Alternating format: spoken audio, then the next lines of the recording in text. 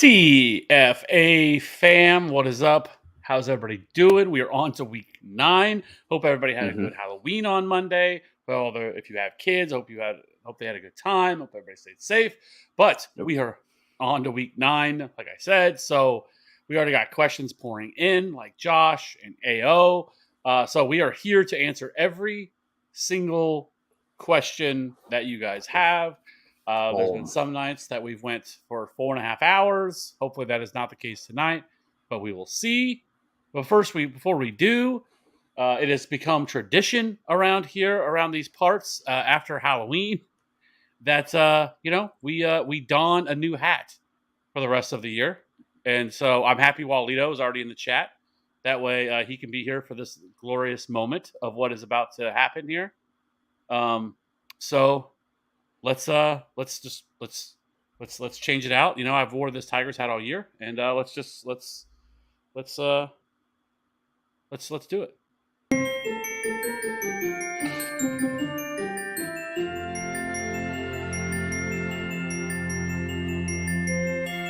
The Christmas hat.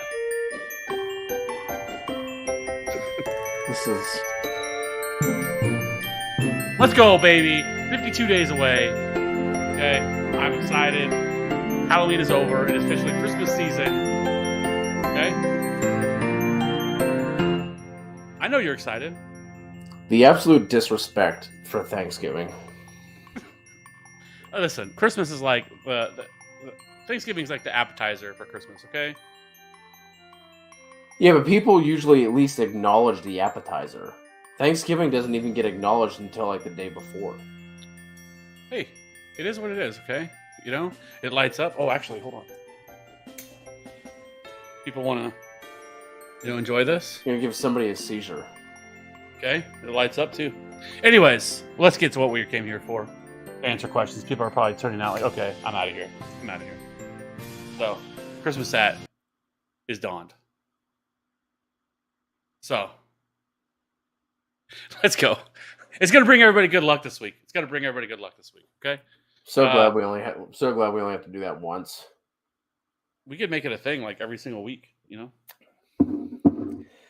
JT, maybe bench players in this trade, but which side wins? T-Law, Eno, B-Rob, or Danny Dimes, Hunt, Lockett? I'm going Lockett side. I think he out of that group, that is the most attractive piece. It sucks that Hunt didn't get moved. I do like Benjamin, but once James Conner goes back, he kind of just gets put back on the shelf, like the elf on the shelf. And then with that, the Washington situation, it's just such a cluster F that I think the clear piece here is Lockett. I agree. That is a side that I would definitely go on. I mean, the quarterback's part of it doesn't really matter unless it's like a super flex. I don't think it's really that big of a deal. Like I really, and so then Hunt, is back to being, the same role that he was in before, where he's third down guy. And then, like I said, I mean, Lockett is has been, for much part of the season, a good solid RB or wide receiver too. So yeah, I would agree on that. So, AO, what's up? Which defense should I stream? Cincy, Miami, or Green Bay?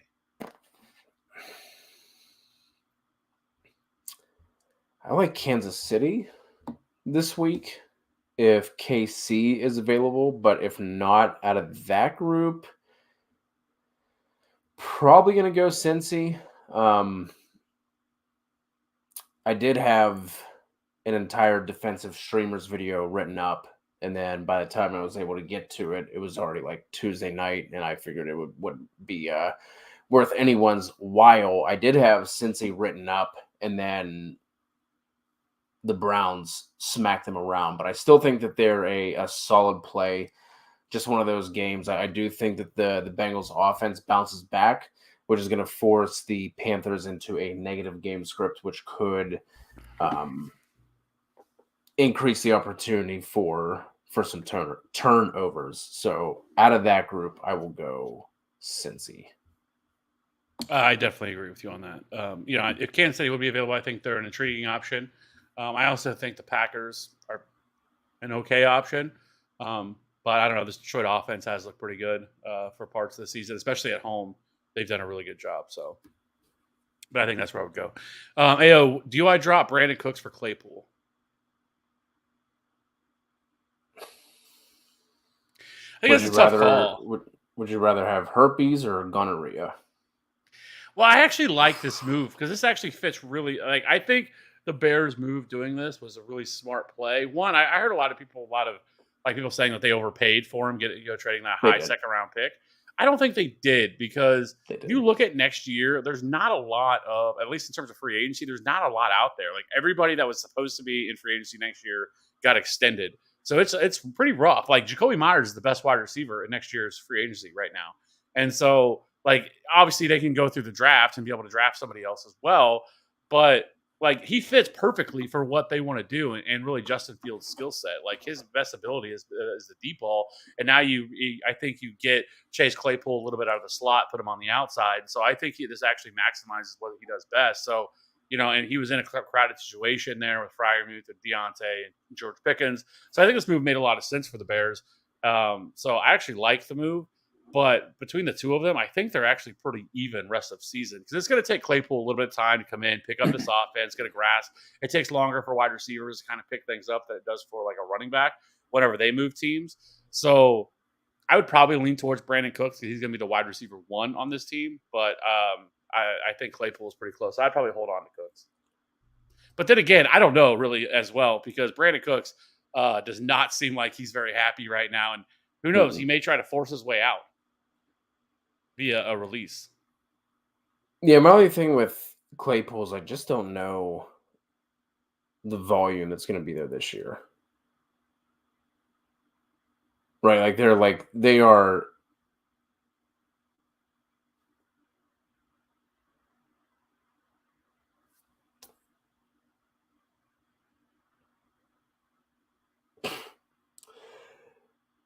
incredibly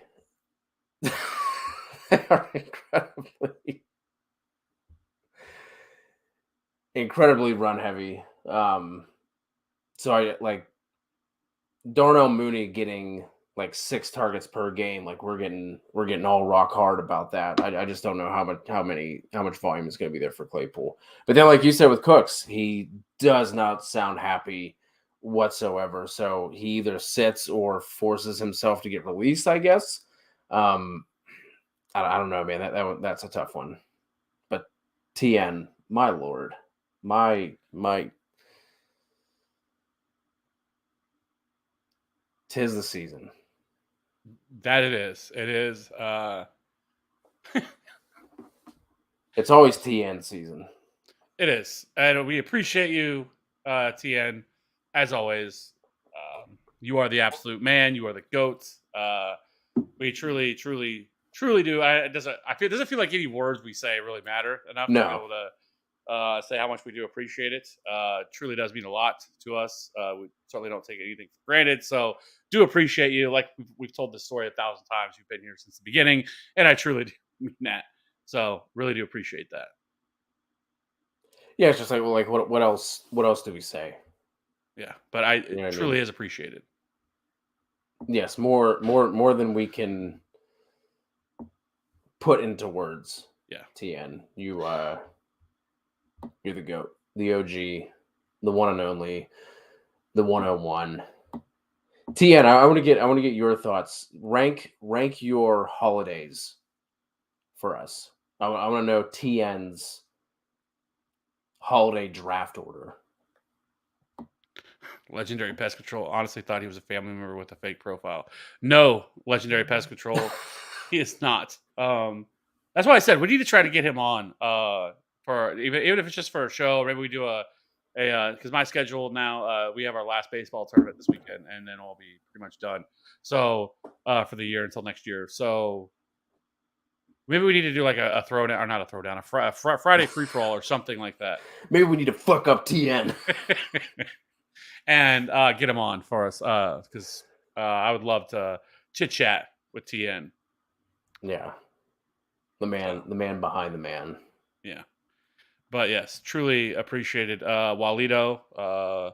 Christmas hat, Kev. Yep, it is back. Let's go. Yes, it is my favorite time of the year. Rob, Christmas hat is back. Yep, it is. I've been waiting. I actually looked all around for it. Finally found it. It was in a closet. That was rude. Shouldn't be in there. It should be placed somewhere, well respected. So, anyways. Let's get back to the questions. Fantasy Gurus, sup boys. What are some guys you put on Swift level rest of season?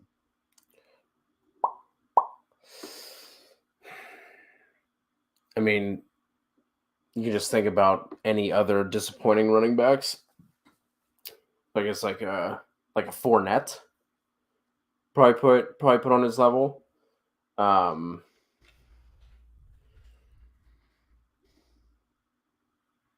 Man, would you rather have Swift or Ken Walker? Swift.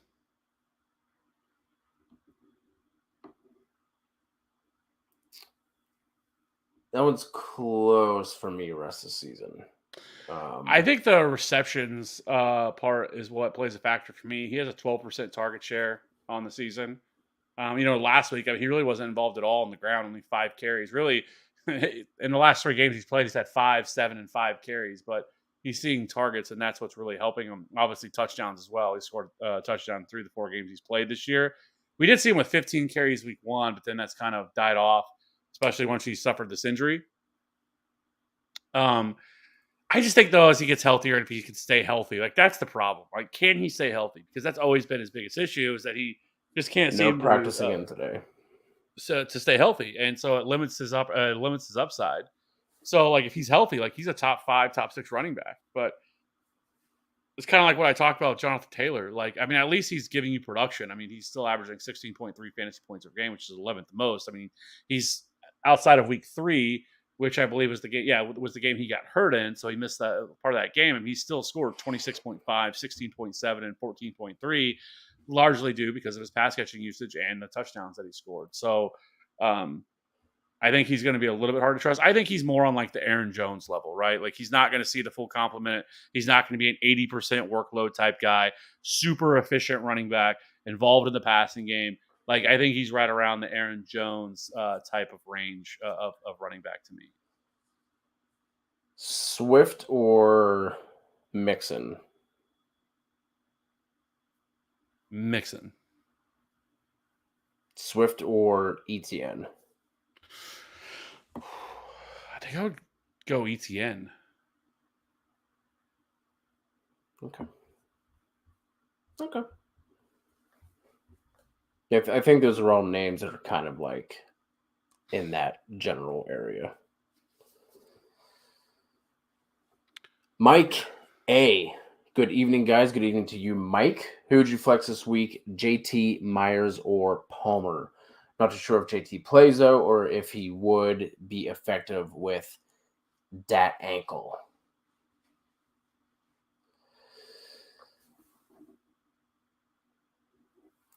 Man. I think I'm going to go Myers.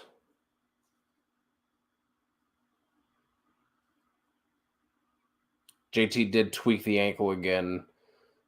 Obviously tweaked it in Sunday's game as well. Came back. Has not looked good. That Colts offensive line has not looked good. Now Sam Ehlinger potentially taking some carries away. I do really like Palmer this week, but I think I'm going to rock with Myers there. Yeah, I think I agree. I'm not even sure if he's actually going to play or not after suffering that injury, and they don't really seem like that. They're definitely not a team that's trending in the right direction at this point, and it really wouldn't surprise me if they sat him. So Deion Jackson obviously would become a big-time play, and I think Deion Jackson's in play anyway now that Nyheim Hines is gone. But, yeah, I think I would go Jacoby Myers. I think we could see the Pats do something similar to what they did with Nick Chubb whenever they played Cleveland a few weeks back, right? Just stack the box, force Sam Ehlinger to throw, I think in that game, Chubb probably had one of his lowest rushing totals of the season. I can't remember exactly what it was, but I know he had a disappointing outing. So I think that's something similar to what we could see. Truth Teller. What's up, my guys? I've won 3 in a row after starting 1 and 4. That's why you don't quit. Who do I start at QB this week? I got Geno in and Fields and Stafford on the bench. Thinking about dropping Stafford, though. Kev, you rocking with your boy Fields, or are you going Geno? I'm going Justin Fields.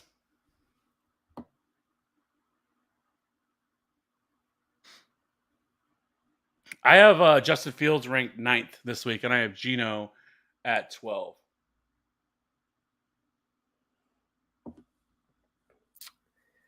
I want to say Geno, but I just don't know what to expect out of that game. The first time that game came around, we thought we were going to get all these fireworks. End up being an absolute dud. It wasn't even a sparkler for a 4th of July reference there. That game has actually been bet up by a half a point from 49 to 49.5. I don't necessarily understand that total going up, considering it's a second divisional game. Fields has been playing well. I think he's a top 6 or 7 quarterback in the past 3 weeks or something like that. The Miami defense does not scare me, even with adding Bradley Chubb. Kevin, you know what? I think I'm going to go with you, and I'm going to go Justin Fields here. Yeah, over the last 4 games, he scored at least 17 fantasy points. He's been a top 12 quarterback over those 4 games, 17, 19, 24, and 26. Seeing at least 40 or almost 50 rushing yards. Really, he's seen pretty much 50 rushing yards every single game since week 3. Last week, they're still not throwing the ball a lot. Only 23 pass attempts last week, 151 rushing yards, 151 passing yards in that game. So, and then, and then TN favorite holidays: Christmas, Halloween, Thanksgiving, Kevin's birthday. Appreciate you. It is a holiday. It really is. It is. Whoops. Sorry, go ahead. And then Jared with the $4.99. Appreciate you, my guy. Traded Mixon for DJ and Swift. Now have Cousins, Watson, RB, ETN, Swift, Chuba, Wilson, and then wide receiver Waddle, Godwin, Pittman, Lazard, DJ Moore, Rondo Moore, MT suggestions.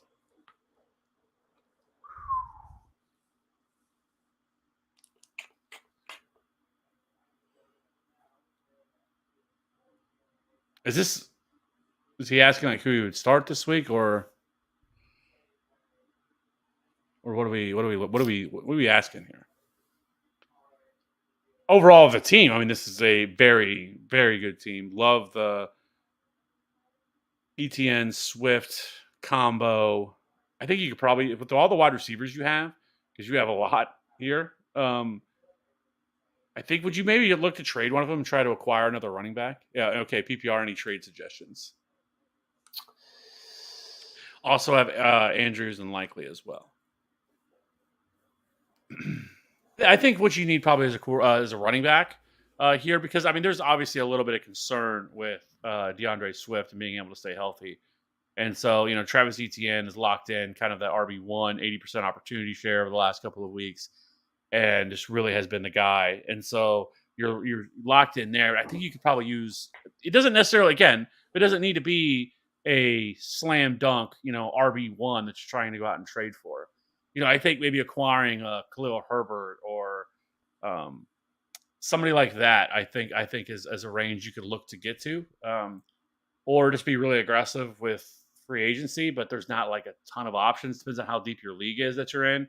If guys like Rashad White are obviously sitting out there, we're picking those guys up. But I think, like I said, a Khalil Herbert, I think, could be an option. Antonio Gibson, I think, could be a play that isn't super expensive. Honestly, Antonio Gibson in the last 2 weeks is kind of has been their best running back. Now it's hard to trust, obviously, in that situation with the other 2 running backs that are there. But he saw 7 targets last week, 4 targets the week before. I mean, he's been involved as a passer. I mean, really, outside of week 3, we only saw 1 target. He's pretty much had 4 or more targets in every single game he's played this year. Now, he's not seeing the carries like that Brian Robinson is, which is ridiculous to me because he clearly is the best running back, and touchdowns have been there. But if somebody were to get injured, either one of them, whether it's Brian Robinson or if it's J.D. McKissic, like I think McKissic gets injured, he's the full-time pass catching back here in this offense. And if Brian Robinson, he goes back to kind of the main role that he was in before. And it's not a realm of possibility that they just make him the starter again, because he has played much better than Brian Robinson has. He looks far more explosive at times. He's definitely been a great pass catcher so far. So I think he could be an option that you could look at. Anybody else that comes to mind?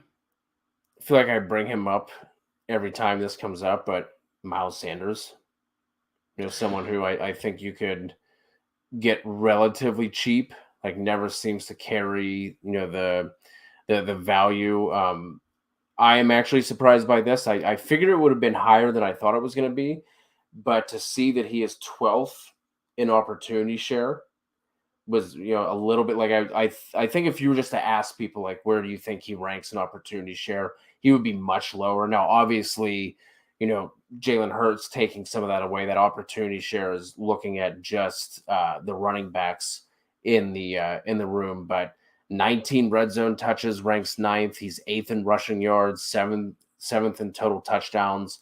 So I think Miles Sanders is a really strong play with, I don't think that Eagles offense is going to be taking some like massive hit the rest of the season. But I think you could probably like, I'm a DJ Moore hater.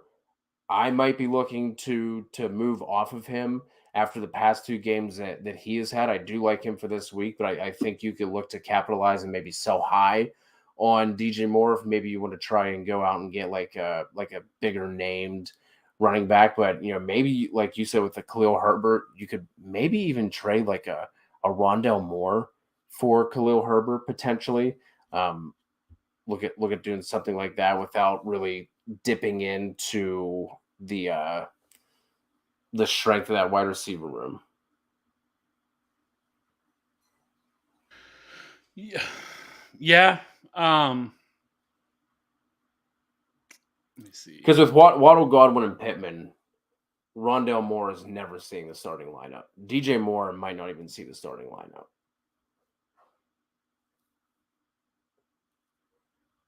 Yeah, depending on matchup, I think, yeah, you're probably right. It should be noted, so rest of season, Khalil Herbert has the easiest remaining schedule for running backs. And then you mentioned Miles Sanders, who comes in about midway.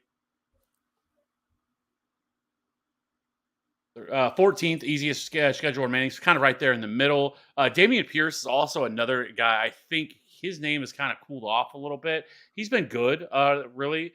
Last week, he kind of got bailed out very late in that game with a receiving touchdown, like right at garbage time, like 15 seconds left in the game. But I don't think he would cost that much to acquire. He's still been really solid. I mean, he's scored at least 15 fantasy points in every single game since week 2. And so, but I don't think he's going to cost as much as you would think to be able to get your hands on. So I think Dameon Pierce would be a guy that you could look at. And they actually have the 10th easiest remaining schedule. Yeah, the 10th easiest remaining schedule for running backs. So I think he could be an option for people. And then, maybe like a Tony Pollard. Now that's going to be tougher coming off that monster 30-point point game he just had, but he's on bye. So maybe that is somebody that maybe is looking to sell on him. You could possibly look at him too, because I think all of those guys, that's kind of what you're looking for here. You're not looking, like I said, you don't necessarily need to go out to the top of the mountain. I think just getting some depth, I think, is really what you need. Amari Cooper and Gibson for Waddle. I was offered that, but Waddle's a lock top 10. Do you think I was offered that trade? I wouldn't do that. Yeah, I want Waddle. Yeah. Where are we at too? Here. Before we do jump up, I want to just hop on Last Fish in the Pond for always holding us down over there on Twitch. 49 people left in my survivor pool. Thoughts on Green Bay versus the Lions, Pats versus Indy, or Vikes versus WFT? I would love to say that Green Bay would be the pick, but man, I don't know if I can trust them where they're playing, where they're coming in at right now. I think Pats versus Indy, I think is. I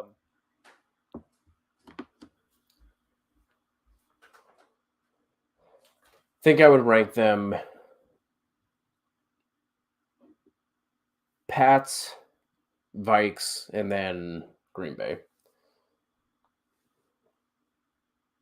I think I would go Vikings, Pats, Green Bay. Green Bay last, though. Yeah. Did we get Truth Tellers? Yeah, we got that one. Yep. Alexis, did we get this one? Nope. All right. Alexis, Montgomery, Myers, Juju, Kirk, Drake, Rondell Moore, and possibly Patterson. Pick one running back, one wide receiver, and 2 flex. So running back, you pretty much have what? Montgomery and Drake? Yeah. So I would go with Montgomery on this one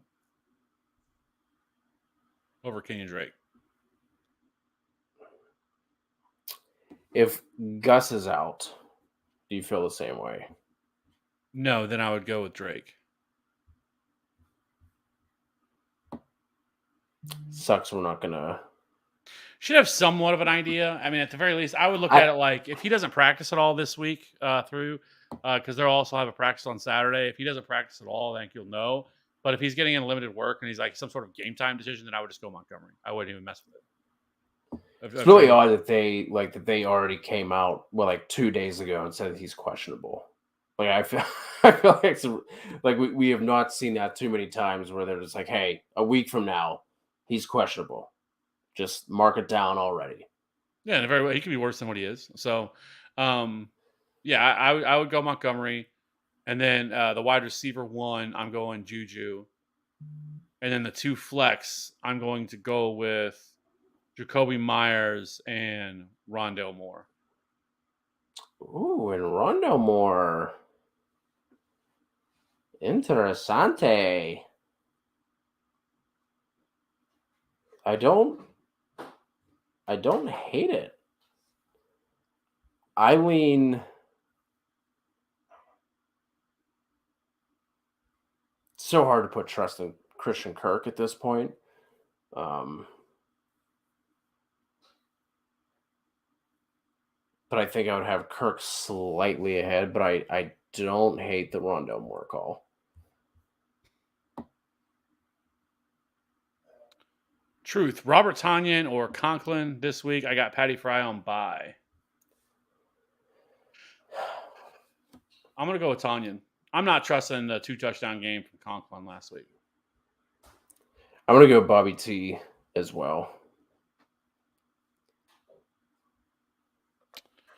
Alexis, love the hat. It's your identity now since last Christmas when we started debating Christmas movies. Speaking of which, chat, let us know. What's your favorite Christmas movie?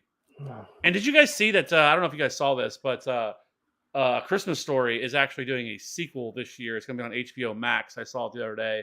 And it makes me cringe because almost every time they're terrible. When people try to take a truly GOAT movie, one that is a classic, and try to remake it. This isn't a remake. It's a sequel. What's his name? The guy who plays... what's his name? The actor. Anyways. I don't know. I zoned out when you started talking about Christmas movies. What is wrong with you? Why do you just don't be the Grinch? Okay, you need to see. That's what you need. You need like a Grinch hat or something, a mask or something like that. Wouldn't the Grinch hat just be the same hat that you have? That is true. That's what he wears. Or like a mask is what I meant to say. Anyways, Fantasy Gurus. Am I trading Kupp and Pitts for Higgins and Kelsey? Rest of the team is AJ, Eckler, McCaffrey, Eric Jones.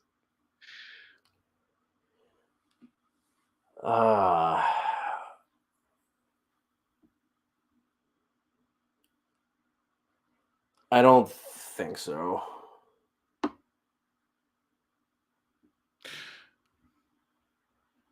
I would agree. I don't think I would do it. Like I get, you're dropping from Kupp to Higgins, but then you're bouncing from Pitts up to Kelsey. But we've seen when Kupp is healthy, like his targets, his upside, his fantasy points are damn near unmatched. So I don't want to give Kupp up. And I think with having AJ Brown, Eckler, and McCaffrey, like you can make up the difference from Pitts to Kelsey with having Kupp.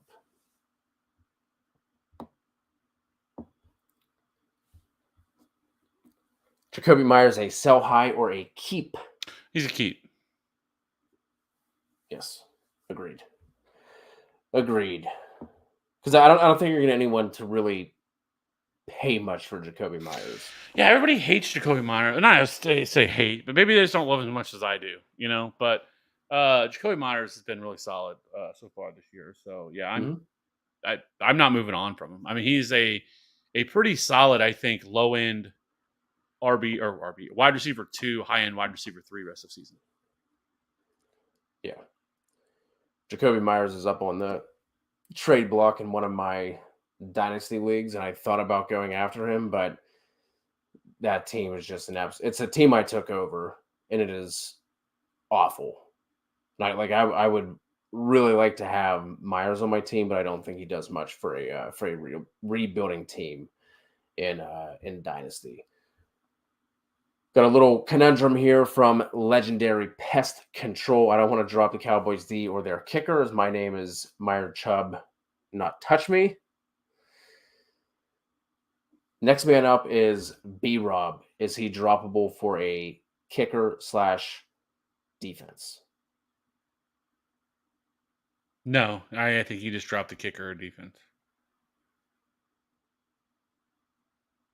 Yeah, I mean you can drop the Cowboys defense and still keep your team name if it's that important to your identity. You need to drop Maher and be able to pick him. I mean, you probably could pick him back up next week. Yeah. This guy hit me about Debo and Judy. Do I try and take Pierce or Swift from him? He even has Taylor and Connor. Not really interested in getting JT right now. Is shitty as that sounds, as crazy as that sounds, like I'm not all that interested in it. I think you can, with Judy coming off of the 6 for 60 and a score, with Pierce being down, I don't think you're getting from Judy to Swift. You can try, but I think you might be able to pull off Judy for Pierce, and that is something that I would do. Yeah, I agree. Yes, I would 100% do that. Do you prefer Debo or Swift going forward? Swift. Earl Johnson the second. 3-5, 10-team full PPR. Hurts, Stevenson, Walker, Adams, Devonta Smith. Andrews benches Cooper, JT, Herbert, and Freiermuth. I don't know what to do. I don't know what to do either. How are you 3-5? Well, Stevenson and Walker both coming on late. Adams has been up and down. Devonta Smith has been up and down. Really, I feel like there's some if bad that is, too, but yeah. I mean, I would try and trade. I mean, a 10-team it might be difficult, but I would try and trade Patty Fry, just like for anything. I mean, I know Andrews is banged up. I know that the bye week is coming next week, but if you can get anything of value for Patty Fry and just stream tight end, whether it's this weekend, next week, you can go out and get somebody like Isaiah Likely just to hold you over for this week at least, and then stream next week. If for some reason that is Justin Herbert, I'm also trading him. There has to be somebody in your, but I mean, unless that's Khalil Herbert, obviously. But other than that, man, it's I guess you can try and sell high on Stevenson, maybe get someone you feel better about on a week-to-week basis. Because I still think that, I mean, we have to keep in mind that we thought Damian Harris was going to be out for potentially the rest of the season, right? And then all of a sudden he came back after missed one game, I think. and came back. He still hadn't seen his full complement of snaps or touches. He could come back into the fold, even though Stevenson has looked pretty good over the past couple of weeks. So, I mean, maybe try to package Stevenson and Patty Fry up.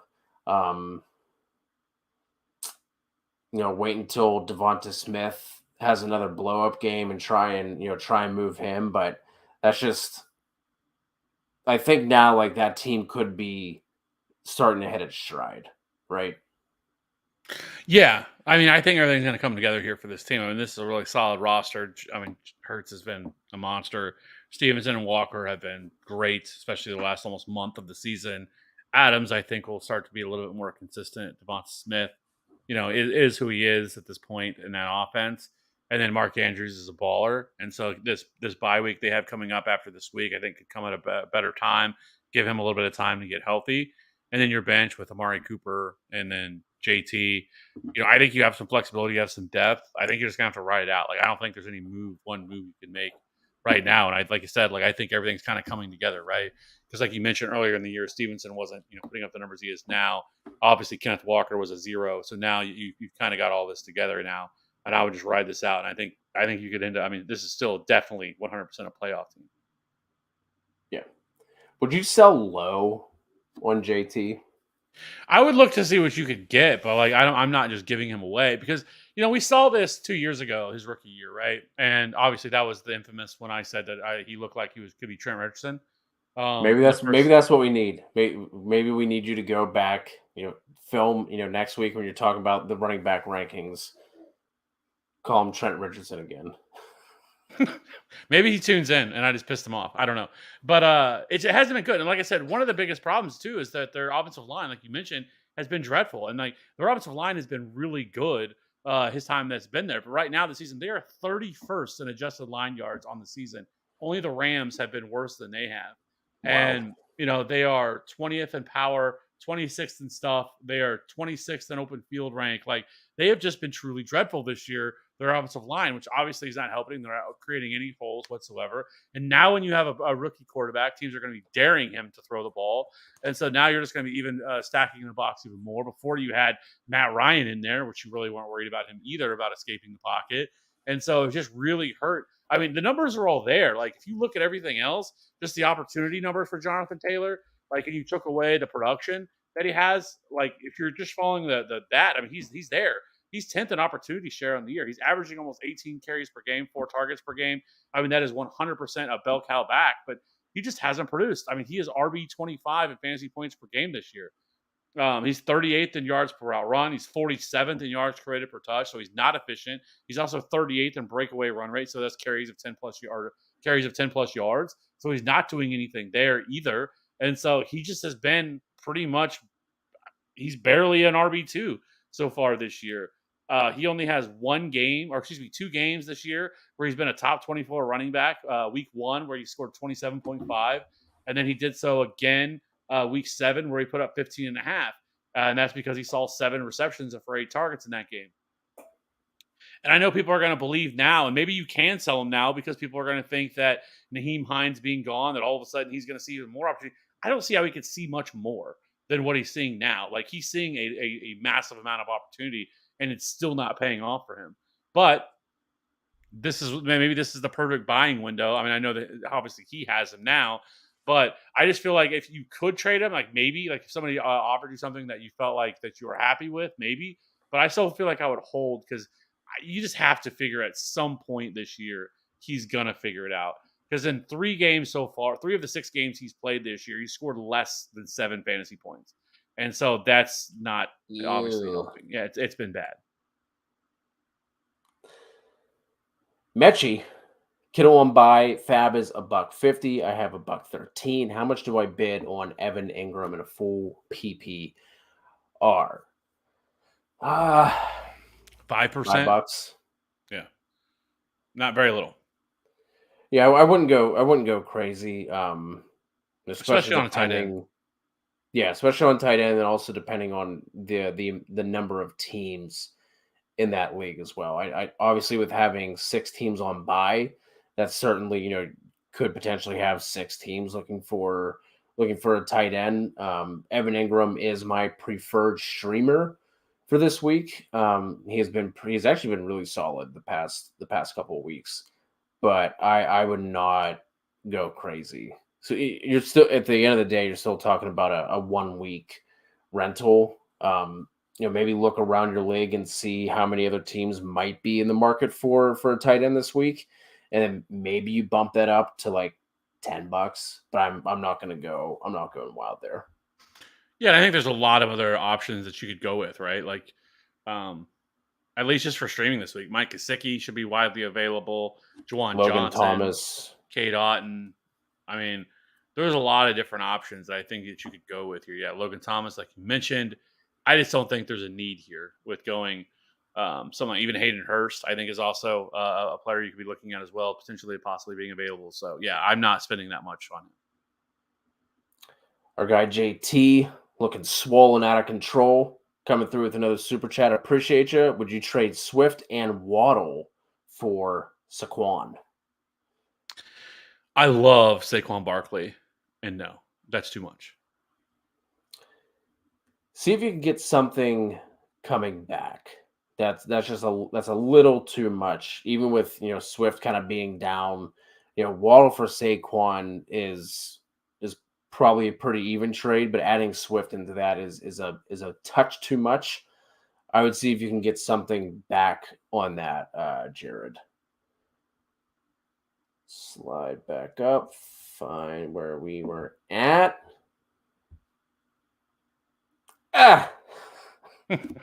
New Life, thank you as always for the great stream. Appreciate you rocking with us, New Life. Gesicki or Robert Tonyan in a half PPR? Very close, but I would go Robert Tonyan. I have Tonyan at 10, and I have Mike Gesicki at 12. I'll go Big Bobby T there as well. 3 and 5 team here for Alexis. Full PPR 12 team. Burrow, JT, Monty, AJ Brown, Chase Myers, Juju, Kirk, Huck, White, Drake, Edmonds, Moore. Any chance for me to come back and make the playoffs? Absolutely. I mean, there's what, 6 weeks left until the fantasy playoffs start, depending on when you start. So yeah, you definitely can. I mean, heck, if you're on the table, what, 9 and 5? I mean, math. But yeah, I think you definitely are. Obviously, your running backs aren't great right now, and then obviously losing Chase is a big blow to this team because Monty hasn't really turned out to be the guy that everybody else thought he was going to be. I don't think you need guys like probably Chase Edmonds. Like if there's other options sitting out there, I'd probably rather roster him or remove him. And 'cause I just don't think he's gonna really be much of a thing. Maybe, I don't know. That's possible, but I just don't see a whole lot there with this offense and with the other running backs they have.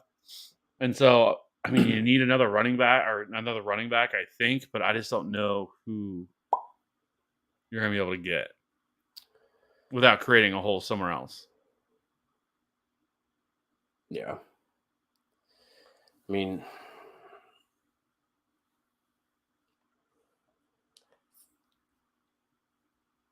I think you just stick with it, right?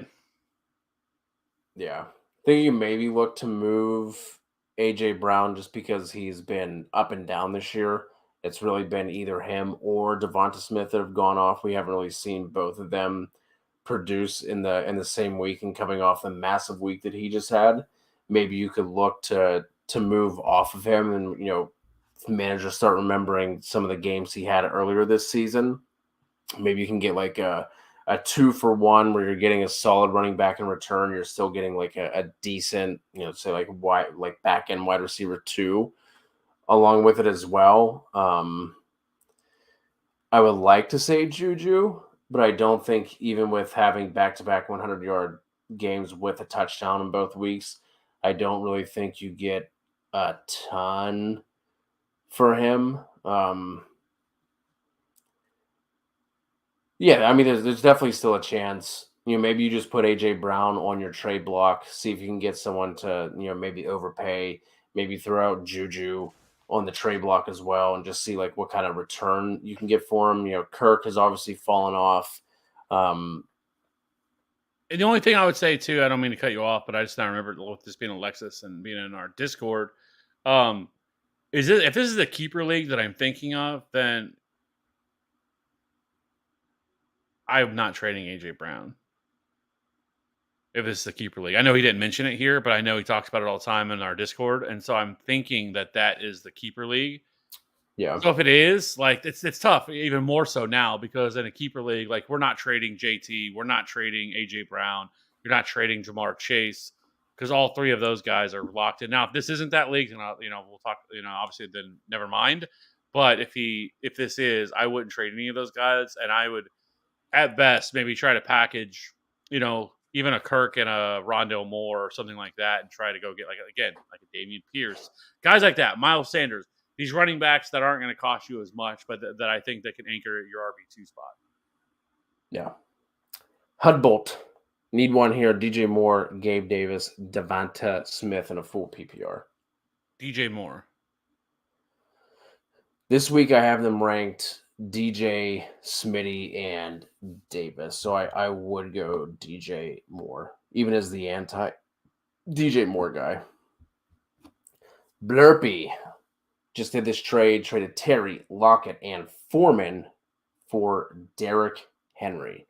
Is this fair or unfair? My running backs are now Cook, Kamara, ETN, and Henry. We can have 2 flexes so I can run 4 all at once. I mean, I think the person trading Henry should have gotten more. But like I don't think it's not like a veto-worthy type of trade if that's what we're getting at. I mean, even as, you could not find 2 people who hate Derrick Henry more than Kevin and myself, but I would not trade Derrick Henry for that. But good for you. That's one of those like where you throw in a lot of depth and for a stud, and it paid off. If the guy who you're trading with needed some because Terry McLaurin is going to be frustrating on a week to week basis. He definitely has a much stronger connection with Taylor Heineke. He's going to see more opportunities with Taylor Heineke. And then Tyler Lockett, like we've talked about, kind of that wide receiver 2. So both those guys are wide receiver 2, wide receiver 3s. And then Foreman, I just really want to see how things are going to play out with Chuba Hubbard. And then we can't expect Deontay Foreman to run as hot as he ran his last 2 weeks. Yeah. So, yeah, you definitely won. It's fair. It's not like anything crazy though. Yeah. Anime junkie, always rocking with us. Should I stash Deshaun Watson for when he comes back? Got Russ rostered on my 2-6 team. You can, but let's be honest. You're 2-6 right now. You need wins. So, Deshaun Watson's still 4 weeks away from returning. So it depends on your how deep your benches are. Yes. Can you afford it? But with your 2-6, like you need all the help you can get. But like I said, I certainly wouldn't be quitting. I certainly would keep going because crazy stuff happens where you just go on a run and you rip off 4 or 5 games in a row. And so, but I just don't think it's necessary for you to roster Deshaun Watson. Yeah, I don't think so either. That's a luxury move. And right now, like Kev, like you said, being 2-6, it's not a luxury that you have in a May. Higbee versus Tampa or Hayden Hurst versus Carolina here for XXX Lex. Is that corn? And is that that Lenny is holding? I think that's corn. It's corn. The song was so. It was very trendy for sure. It's got the juice. I would go Higbee.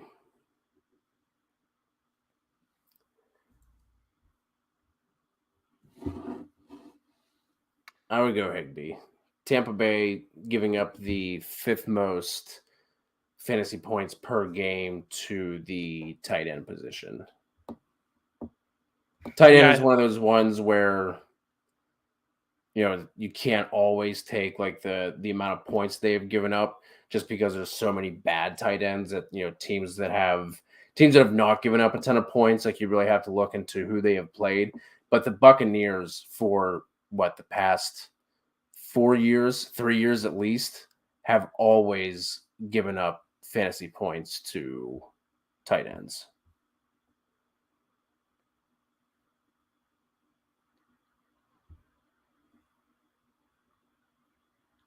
Dobbs, Juju, or Boyd in the flex is going to be Juju for me.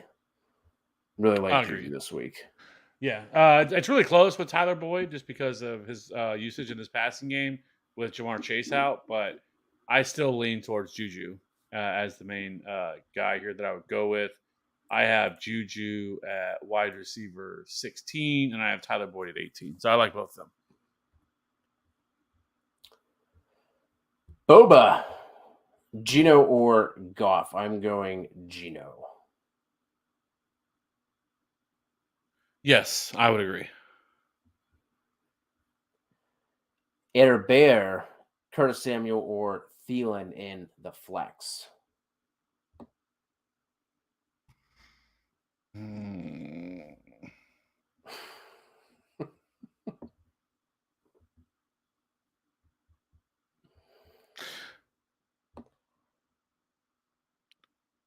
I'm going to go with Adam Thielen.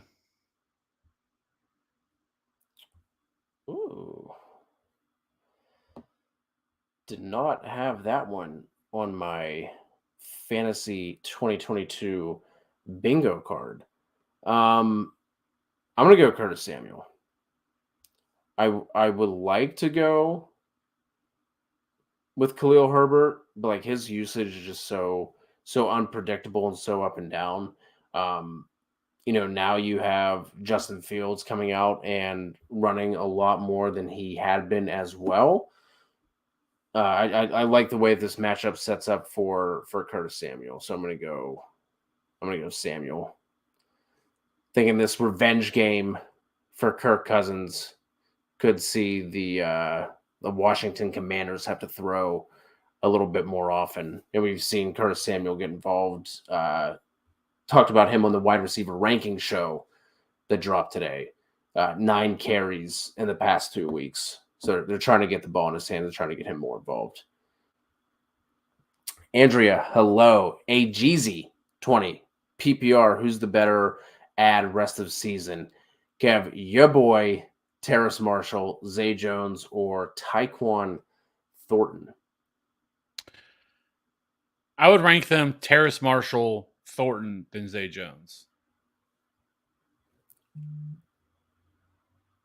I would go Zay, Terrace Marshall, and Thornton. I just think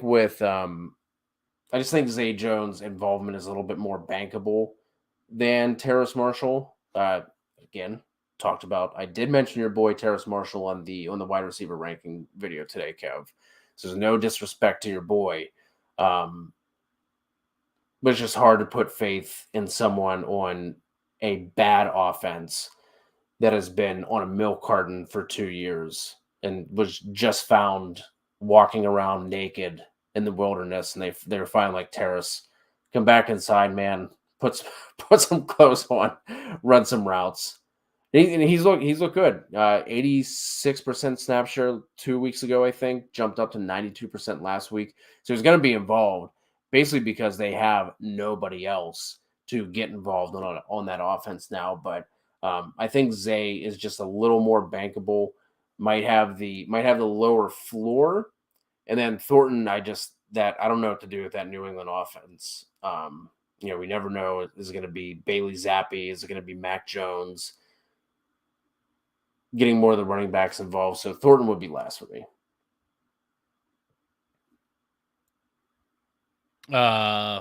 Just love to see Terrace Marshall. Last year obviously was a really rough rookie year, especially after being a second-round pick last year for them. But I still think there's a lot of upside here for Terrace Marshall in this offense. So he's definitely the locked-in number 2 target here, especially with Christian McCaffrey gone. So I just think his volume is going to be probably be right around what we saw last week, somewhere probably seeing anywhere from 7 to 9 targets. This team's going to be trailing a lot, and so I think Terrace Marshall's for real. Will Hayes have a trade-off from the table? Gabe Davis for Keenan. I will get Gabe. Which side do you want? I'm going to go Keenan Allen. Gabe Davis is definitely going to have some weeks where he pops off, right? Where he goes out and has monster performances. But it's going to be, I think, at times hard to trust and when that's going to come. Yeah. So Tober 2-4 dropped Higbee for Everett. What do you think? Have Schultz on the bench. I'll be starting him after this week. Possibly dropping Everett to open up a spot on the bench. Really, I like Everett quite a bit, and I think that was a good move. I like Everett more this week than Higbee, and I think moving forward, I don't know if I'd want to drop Gerald Everett. Like again, this would be a spot where maybe you just look to trade him for a package. Include him in a package deal for another player. But I just don't want to drop Gerald Everett because I feel like then you're just helping somebody else out, especially how thin the tight end position is. It really won't be that hard for you to find someone that would want to trade for him. Yeah, I would try and trade him. But if not, I do think you could drop him if you couldn't get a trade done. Aris Bass, Terry, London, Dobbs, Palmer. We need 2.5 PPR.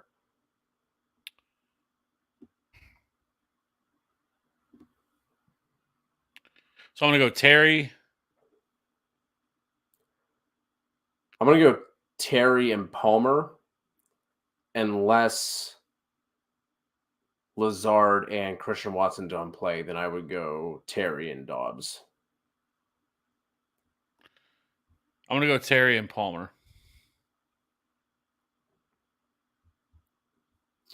808. What's up, fellas? What's up, 808? Hope all is good. Please help me set the team up for another dub. We need 2 running backs, 2 wide receivers, and a flex. Starting with the wide receivers, we have Kupp, Higgins, Olave, Duvernay.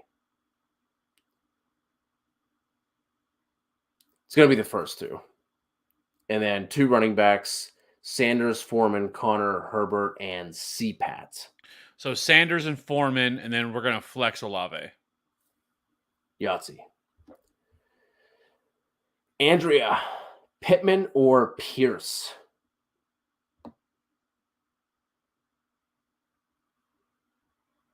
I'm going to go Dameon Pierce.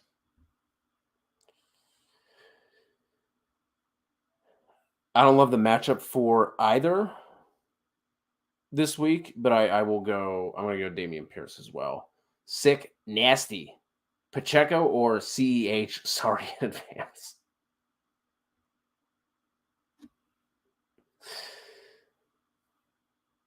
I'll go CEH. Just because at least it seems like he's getting the red zone touches. I don't necessarily want any of these KC running backs as it stands today, like with the situation they're all in right now. But I think I'm going to give the edge to Clyde.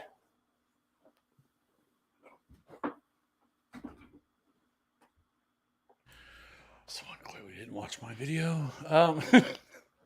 I would go Pacheco here. He's somebody that actually highlighted in our RB video this week, or RB rankings video this week. I have him ranked inside the top 35 this week for running backs, and so 2 things here that come into play. One, when the Chiefs have been able to smash teams, we have seen them really unleash Isaiah Pacheco, and so right now the Chiefs, this game opened at 11.5 point favorite that has been bet up to almost 13 now, and so if the Chiefs get smashed this Titans team, then you're going to see Pacheco probably see 13, 15 carries in this game. It's something they've really been talking about. They want to get him more involved in this backfield.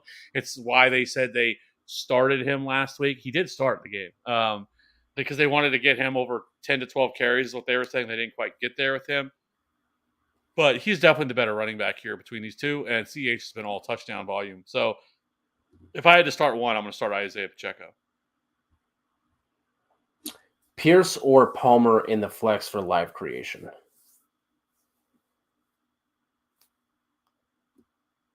I'm going to go Dameon Pierce. I will say that this matchup scares the hell out of me for Dameon Pierce. I mean, I'm going Palmer. the Eagles have been really, really good, but Dameon Pierce continues to get there every single week. They're going to continue to run him regardless of game script. They're not going to abandon him. And so, last week in a game where, he still saw 15 carries last week. He's seen at least 15 carries in almost every single game this year. Actually, last week we saw a significant rise for him in targets as well, or not in targets, but in routes. He ran 21 routes compared to the last 2 weeks before that, 6 and 10.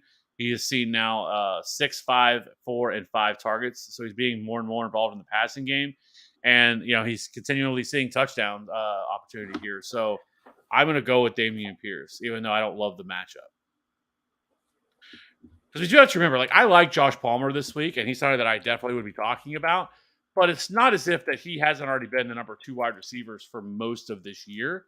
Now, it is a really good matchup that we've talked about, that you talked about in your wide receiver video, how good of a matchup this is, against the Falcons. But he still has been a guy this year that he's pretty much been the number 2 wide receiver for all year. He does have a 13, 15.9, but 3.5, 5.4, 14.7 on the year. And he's at wide receiver 52 in fantasy points per game. So the situation doesn't really change that much. Now, the matchup is great for sure. That's why I think he's an option as a top 36 wide receiver. But I think I just lean Dameon Pierce, who probably has an opportunity to see 20-plus touches. Makes sense, but you're wrong. It's Josh Palmer. Boba, Chase, Deshaun Watson, and J.K. Dobbins save playoff time? You're definitely saving Chase. For sure, he's not going anywhere. And then Dobbins, I guess if you want to. I don't think he's going to be something that you're going to regret if you had got rid of him. And then Deshaun Watson, again, is kind of the same thing. And who do you have a quarterback? If you already have a really good quarterback option, you don't need Deshaun Watson. CB needs a flex PPR. Amonra, Gabe Davis, Foreman, Monty. That's going to be Amonra. Agreed. Then the other flex is Stevenson, Dameon Pierce, or Myers. It's going to be Ramondre Stevenson. Agreed. Thoughts on Jeff Wilson in Me on Me? Yeah, I think he's the backup. I think he kind of just goes to the Chase Edmonds role. I don't think that all of a sudden they're going to make this a split backfield. I think for now, yes. But I think there's a definite possibility that Jeff Wilson could take over the backfield. Okay. Keenan Allen or Kirk in the flex is going to be Keenan Allen for both of us. Drop 1 for a QB here for Truth. Dak is on bye, so we're looking at Pitts, Connor, Cooper, J-Rob. Going to play with a defense this week. My bench guys are the guys above and Dameon Pierce. By the way, you got Kelsey and Dallas Goedert at tight end. So you have 3 tight ends. There's got to be somebody in your league that needs tight end, Truth. So I would try and trade. I know with never mind, it doesn't matter. I would try and trade Goddard and Pitts and just keep Kelsey to try and make a bench spot that way. I think out of that group, J-Rob is probably the most droppable. I would agree, yeah. I don't really want to drop anybody else, but I'm absolutely trying to trade Pitts and Goddard if you have Kelsey. Aquaman. Need 1 flex, Boyd or Pittman. I have Boyd ranked ahead of Pittman this week. I do too. I would agree with the same thing. Let's go. Chris V. What to do? JT tried trading for Swift, got denied. Should I hold him rest of the season? I have Henry, Foreman, Herbert, and the insurance backs like Hilliard and Jackson. Do I make moves?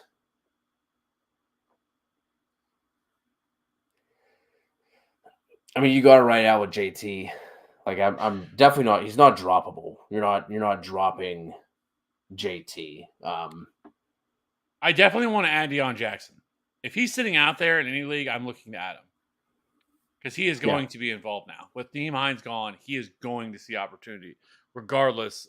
Jonathan Taylor, he's still going to see opportunities, and if this ankle issue continues to carry on that he's been dealing with, it's not out of the realm of possibility that they shut him down. They're kind of getting to that point where something bad happens to him, and if this continues to go down this path where they keep losing and the season's over for them, I would not be surprised whatsoever if they shut JT down. And so Deion Jackson would be the guy I would definitely want to roster. Yeah. I say the same thing, man. If they continue to lose, and if that ankle injury doesn't clear up, and it doesn't seem like it's necessarily going to, I wouldn't be shocked at that either. Crip, Smitty, or Olave full PPR. I'm already starting Go Dare. It's Olave. It is Olave.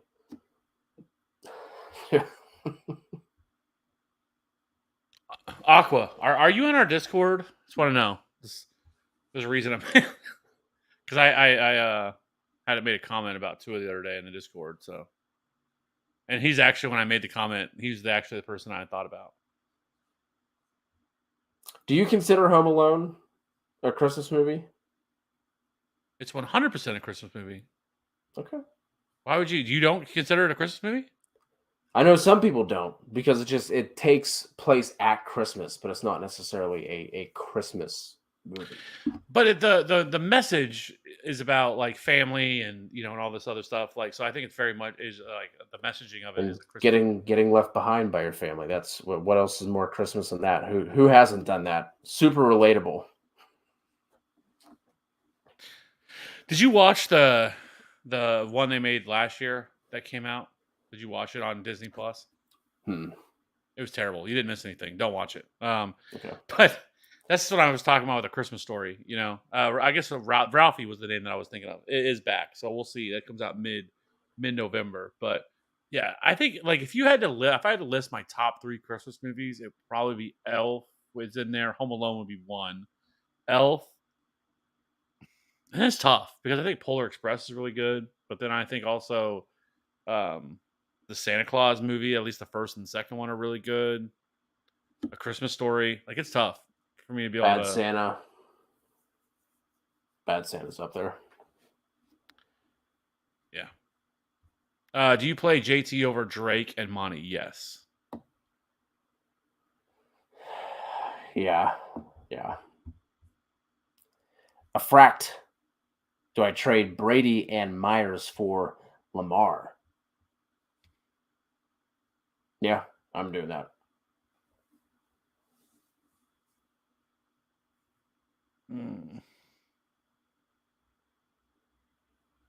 Yeah, I probably would. Yeah, I think so. ET, if JT says, is Deion Jackson a good streamer for this week against the Pats? Yes. Yes. For sure. The GOAT manager, I mean, I'm going to just call you the shepherd. That's what a GOAT manager would be, right? Shepherd? Flex. Olave, Higgins, or Walker. I'm afraid Higgins will bust if JC Horn is covering him this week.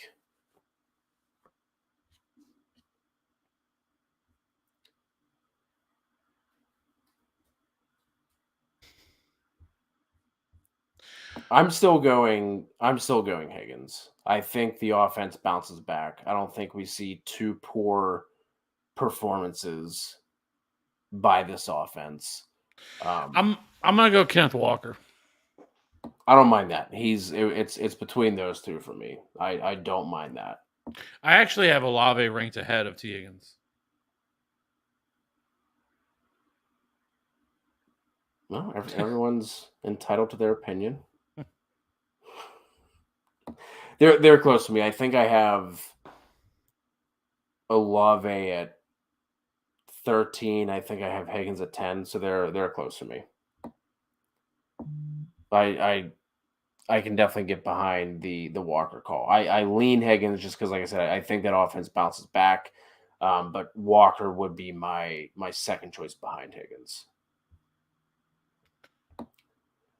Will Hayes, who should I start? My flex: Gabe Davis, Monty, Jamal Williams, or Herbert? Man, this one I think I'm gonna go with. I'm gonna go with Gabe Davis here. Yeah, in this scenario where you have like a bunch of like middling options, I'm just gonna swing for the fences, and I'm gonna go Gabe Davis. I don't know why, but I just traded JT for KW3. Thoughts? I mean, at this point, I think it looks like a great trade for you, but it could also flip. Yeah, this is one of those ones that you'll know the answer come week 18. Like I don't mind it. Put it in reverse, Terry. Makes me laugh every time. So this is something that I want to. This is something I was kind of thinking about today as I'm, pondering, fantasy football, which I do too often. Is we often get caught a lot of times in like the recency bias of things. Like last week, before last week, um, Josh Jacobs was an elite running back. He's a top 3 running back, right? And then he kind of fell back down to earth, all because of a 3-game run. It's kind of the same thing I feel like with Jonathan Taylor, where like I on one hand it's hard to ignore the fact that he's been terrible, and I'm not going to sit here and just continue to, like I've talked about like in last night's video that I did. I'm not going to continue ranking him as a top 12 running back just because his name is Jonathan Taylor, but he's also getting so much opportunity that it really wouldn't take much for that to flip, and to where all of a sudden now he's an incredible value that you could have sold really low on him to be able to get him right. And then with Kenneth Walker is kind of the opposite. Kenneth Walker's had really great game scripts for the past 3 games in a row, and it's been against really bad offenses and teams that really couldn't do a whole lot. Their second half of the season really flips, and if he's not going to be involved in the passing game, then he can be game scripted out of games. And so, like on right now, like as we sit here today, like it's a great trade, but we could be sitting here a month from now and be like, man, I can't believe you made that trade. Like that's kind of the way that it could definitely go, because that's just the way fantasy football rolls.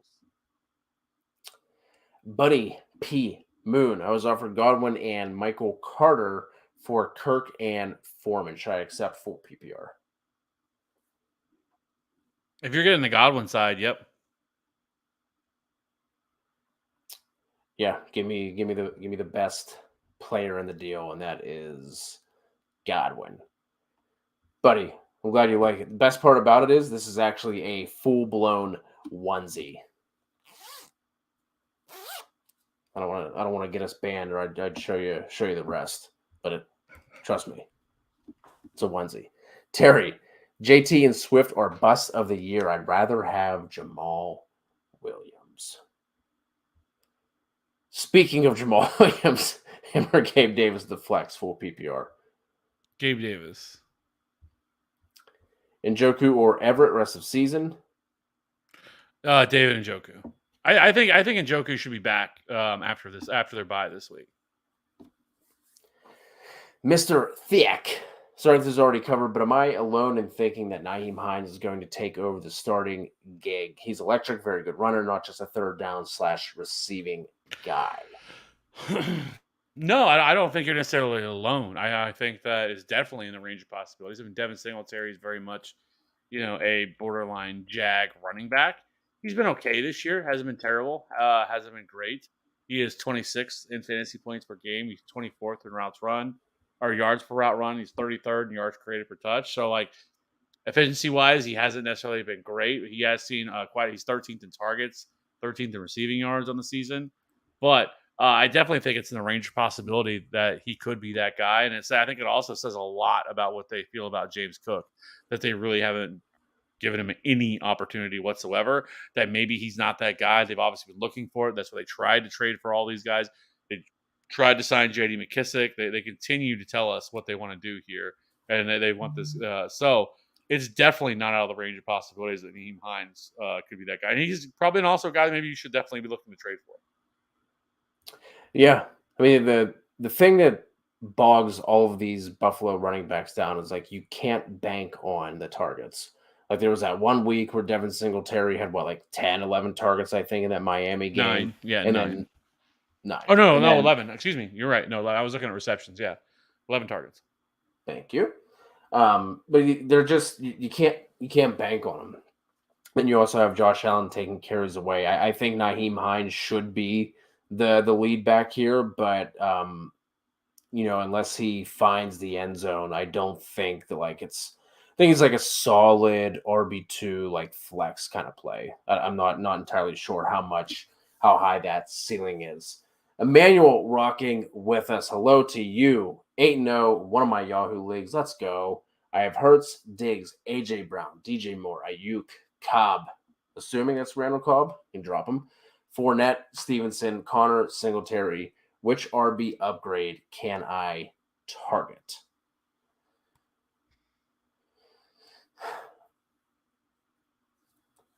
Again, like I talked about earlier, I think you can, especially with having Diggs and AJ Brown, you can look to sell high on DJ Moore. You do have Ayuk. Again, Randall Cobb, you can drop. You don't need to hold Randall Cobb there. There has to be a better wide receiver out there in the waiver wire. Stevenson, it just sucks with Fournette. Hasn't been playing up to what we expected of him. He's been up and down. Connor's been dinged up. Now Singletary, just took a hit in his value like we were talking about Nyheim Hines. I think you can maybe look to sell high on DJ Moore. But with having Hurts, Diggs, AJ Brown, and then Stevenson at your RB1, I think you can get by.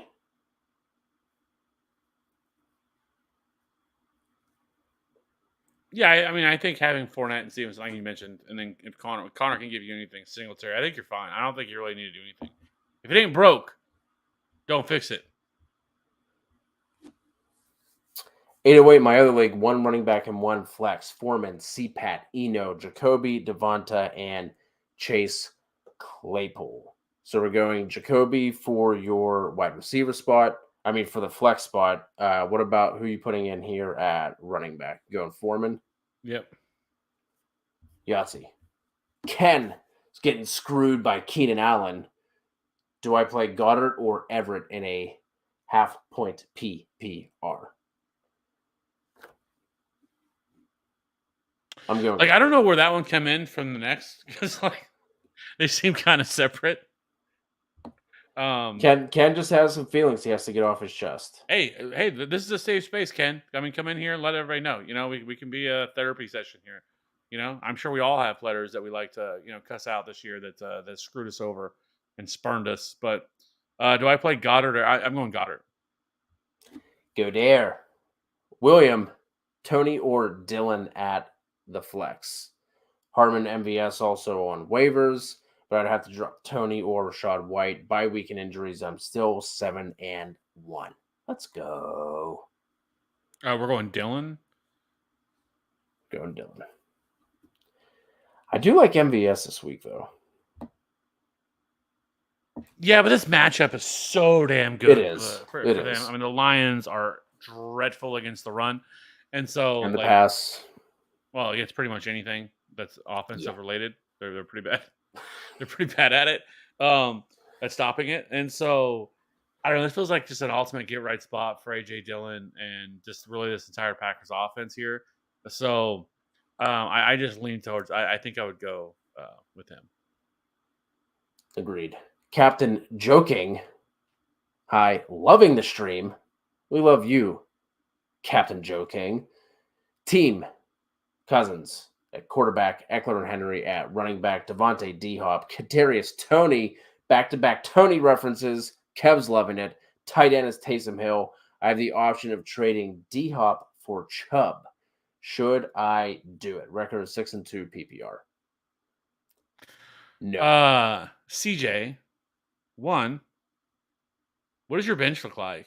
What else do you have at wide receiver? Because that's pretty thin. Because if somehow Kadarius Toney is your wide receiver 3, now there are 6 teams on bye, so it's very possible that maybe you have some guys on bye this week.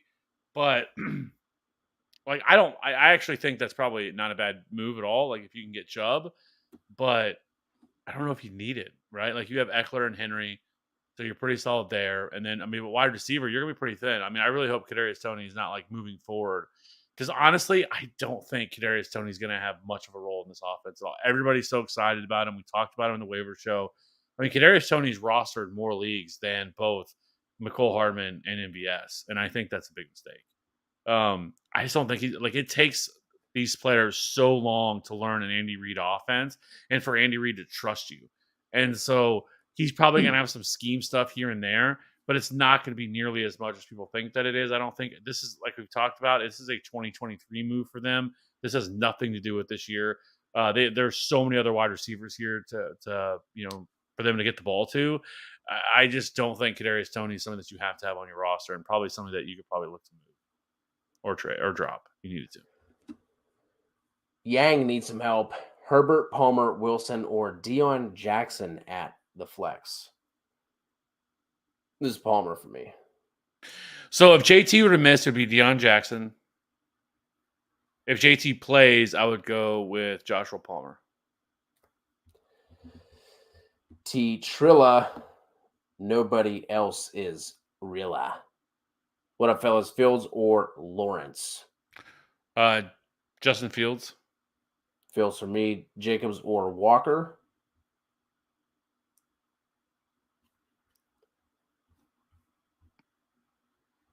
I'm going to go with Josh Jacobs.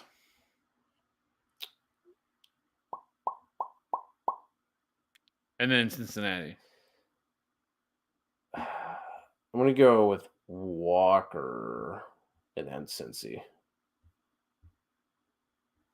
But Jacobs is fine too.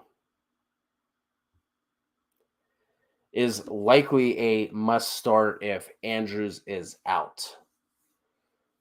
And I think if you have Andrews and you need to pick up somebody, I do like Isaiah Likely. He jumps into the tight end one discussion for sure.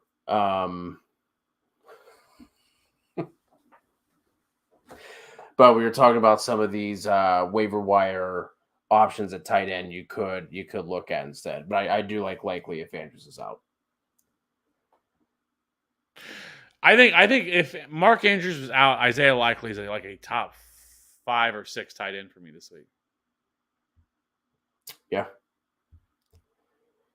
Gino or Fields for TX. This one is going to be Fields for us. We had this question from someone else earlier. Anime 2 and 6, RB1 Jamal Williams, RB2 is Clyde, Najee, and MG3 are on bye. Chuba Algier, Eno, and Jeff Wilson are on the waiver wire. Thoughts? I mean, drop Melvin Gordon. I actually probably want Algier for sure on this. I want Jeff Wilson for sure. I actually wouldn't be mad if you drop CEH and Melvin Gordon. To be honest, to pick up Algier and Jeff Wilson. I just don't know what to do with Algier with CPAT coming back. I don't think it's going to change. I kind of talked about this last night. Like, I don't think his role is going to change because even he was still seeing a pretty decent workload even when Cordell Patterson was there, at least in terms of carries, because he's seen double-digit carries every single game this year except for week 3. Where he only got 6. But other than that, it's 10, 10, 13, 15, 16, and 14. And so I don't think it's going to change. I think he's going to continue to see probably anywhere from 12 to 14 carries per game because this team isn't going to stop running the ball, right? Like they don't give a shit of what we think about them having, Drake London and Kyle Pitts. They're just going to keep just pounding the rock. And so Cordell Patterson, I think, is going to be more utilized in the passing game than what we've seen with Tyler Algier. It was nice to finally see him be utilized a little bit in the passing game. But I think Algier, he's kind of going to be a viable, like, RB3 flex option most weeks. And so, I want that. Like I've said, I don't trust CEH at all. He's been just completely touchdown dependent. He's seeing like 30, 40% of the opportunities. He's certainly a guy you could drop. And then, Melvin Gordon, I don't know. There's so many options there. Latavius Murray, it's kind of the same situation where Jeff Wilson could end up just taking over this backfield entirely from Raheem Mostert. Not out of the range of possibility whatsoever. So I would want both of those guys if I can get them. I think if James Conner were to miss, he was limited today, so he looks like he could be back this week. But if Conner misses, I'm putting Eno at your RB2 spot if he misses. Frito, Palmer or Rondale at flex this week. I think we were split on this one, correct, Kev? I would go Rondale. I would go Palmer this week. I like his matchup. Not that Rondell has a bad matchup at all. I lean Palmer, but then rest of the season, I want Rondell. Slayer 1200. Pick a PPR flex out of these terrible options from free agency. Looking at Jackson, Marshall, Huntley, Rashad White, Kata, or Demir. It's going to go Deion Jackson. Slayer, I don't know if you said, what does your bench look like right now? Because I want to roster regardless Deion Jackson and Rashad White if I can. And if you need a wide receiver, I think Terrace Marshall is also in that conversation. But I definitely want to roster Deion Jackson and Rashad White. We're getting to the point now where you definitely, because we have this week is probably one of the bigger bye weeks that we have this season, and then I think there's one more. Is it next week? That's a decent sized one as well. Not entirely sure. Let's see on the bye week sitch. All right, I got it right here. So yeah, week 9 has the most. We still have some, or no, actually tied. Week 14 has a ton too. So this is kind of the bulk because week 9 and then week 10 we have Baltimore, Bengals, Patriots, Jets, Jaguars, Dolphins, Seahawks, and then there's 2 week 13, and then there's 6 week 14 with Falcons, Bears, Packers, Colts, Saints, Commanders. So I definitely think you probably can start to look at rostering these guys and really start hoarding these guys because we're starting to get to that point where some league winners could start popping up. Hector, Camacho Man, Randy Savage, far from average. You ever listen to an album so much that just one word can set you off? I think that was the Carter 3, I think. Going back to the old Penn State days. Anyway, would you drop B-Rob for Deion Jackson? Yeah, I think I would. Yep. Yeah, I think you can. Fractal Rain. I think that was a Slayer song. Full PPR. We got Burrow at quarterback, Kamara, Herbert at running back. Then we have Higgins, Lockett at wide receiver. The flex is Lazard, maybe. Taysom Hill tight end. The bench is likely Tony, Keenan Allen, Jeff Wilson, Justin Fields, Deshaun Watson on IR. Or Deshaun Watson, then Chase, Hollywood Brown. Any trade ideas? With as many people that are rostering Kadarius Toney, maybe you try and trade him. If people are actually hyped on this idea and excited about this idea of Kadarius Toney in the Chiefs offense, put him out on the trade block.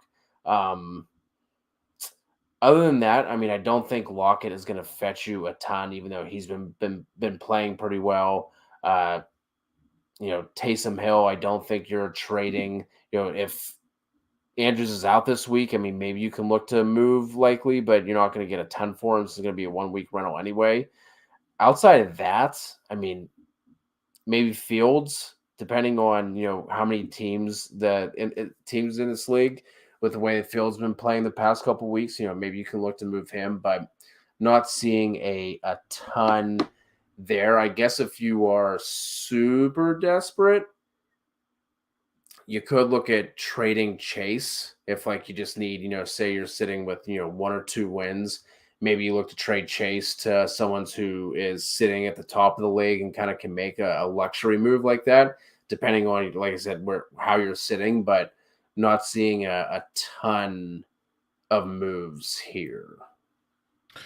Yeah, I think you need a running back. I mean, I love Khalil Herbert. We know this, and I think he is going to be a guy that you can look to play almost every week in the flex. But I don't know necessarily I want him as my RB2. Now, obviously, if David Montgomery would have been traded, this would be a different conversation. But I think that's really the spot you're lacking the most. And if this is a single quarterback league, you don't need to be rostering Justin Fields and Deshaun Watson. You can drop both of them if you want. Because, I mean, really, that's kind of where you're hurting yourself because you don't have enough depth at running back right now. I mean, you're carrying 2 tight ends as well. Now, some of that could be because of, obviously, I think Isaiah Likely could actually start to be utilized more in this passing game because they just don't have a whole lot there. And he's kind of built a little bit more like a wide receiver than he is a big body. He looks small. Yeah. And so, like, it's possible that they utilize him even more than what we typically have seen from them. But I just think that you need depth at running back. So holding on to Justin Fields and Deshaun Watson, I think, is not the way I would look to go. Yeah, I thought he looked small too. If you look, I mean, he says he's listed at 6'5", 245, but he looks smaller than that to me. Yeah. Agreed. Nezzy, Tua or Burrow? I'm going to go Burrow here because I think this offense bounces back in a big way this week. Yeah, I actually have Burrow at 7, Tua at 8. So just by a smidge. Jonathan Cooper, Pittman or Lazard if he plays. Got Dobbs also. I'm going either Packers wide receiver over Pittman. I'm going Lazard if he plays, and if Lazard does not play, I'm going Dobbs. Yeah, I would go Pittman here. Nezzy, Burrow for Olave or Lockett, a good trade if I have Tua. I wouldn't do it. I'd rather have Burrow than Lockett. But if you could do Burrow for Olave, for sure. And I think even maybe if you toss something else in, maybe to kind of sweeten the deal a little bit, I would definitely look to that because I think Chris Olave is kind of a top 15 wide receiver rest of season. Yeah. ET, am having to play waiver wire this week for running back. Should I stack the two Atlanta running backs together, Algier and Huntley, or Deion Jackson with Algier? Deion Jackson. For sure. TN, The Nightmare Before Christmas deserve consideration. See, the thing is, though, TN, it's not a Christmas movie. Even the producers of the movie said it's not a Christmas movie. It's a Halloween movie. So, yeah. Is Die Hard a Christmas movie? No, it's not. It's 100% not a Christmas movie.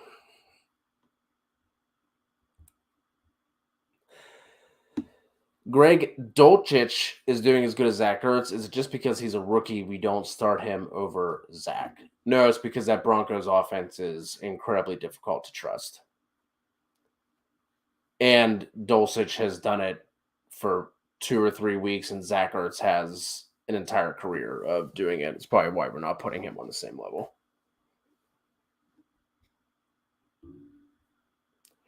Roderick, Palmer over Pittman. I'm going Pittman. I have Pittman over Palmer by like 5 or 6 spots, I believe. T. Hayes, Palmer, Lazard, Thielen, Myers. Pick 2 in a full point.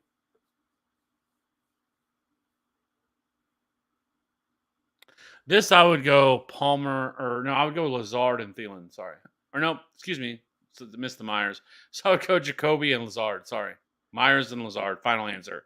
Lock it in. What if Lazard sits? Then I would go with Thielen. Okay. Unruly, do we trust Connor? I mean, I think if he plays, he's fine. Like they obviously haven't rushed him back. It's been a couple of weeks that he's been out. So I think he's in a good enough spot that if you have him and you need him this week and with 6 teams, you might. I think Connor's in a fine spot. Uzi, what can I get for JT and Mooney in the trade market? And be a pack of bottle caps.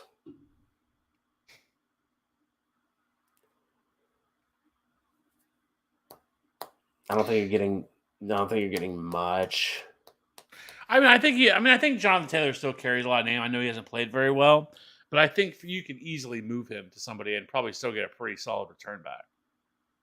So, like, I think you could, but like, I'm not actively going out and like, I don't think you need to do that either because his value is not as high as what it should be, but it's not as bad, I think, as what people are going to perceive it either. Like, I still think people would still love to have Jonathan Taylor at the right price, and I think Mooney has actually played a little bit better recently as well too. And I think this offense is even going to be better with Chase Claypool for sure. So I think it just makes it more dynamic. It allows for different things. I think it takes away some of the coverage away from really focusing on Darnell Mooney too. So, but I'm not looking to go right out and trade him either. Kev, what's your? I want to hear this from the chat too. Top 3 Halloween candies. Reese's, Snickers, and probably peanut M&Ms. Reese's Peanut Butter Cup's definitely the 101. I'm a fan of the Three Musketeer. I enjoy the Three Musketeer. I think I would put that at 3. Then at 2, we go Milky Way. We go Milky Way at 2. Curious how the chat sees it. Liam, should I trade Chubb and Chase for JT, Keenan Allen, and Curtis Samuel?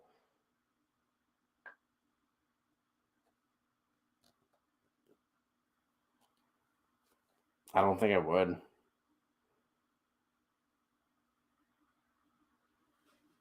I mean, I think I want Chubb over JT rest of the season. Moving on from Chase, if the rest of your team is mostly waivers, Javonte doesn't matter because he's on IR. Patterson coming back, which could help you, but I'm not making that move. No, I don't think I would either. Ibrahim is a must-win week for me. Should I have faith in Pitts or start Conklin or Tanyan? Listen, you can never have faith in Kyle Pitts, this year at all. But I'm still ranking him over Conklin and Tanyan. Yeah, I think it's closer with Tanyan. He's much closer to that, but hopefully we're seeing a sign of life last week where he had 5 for 80 and a score. But yeah. And also pick 1.5 PPR, Deion Jackson, Lazard if he plays, or Myers.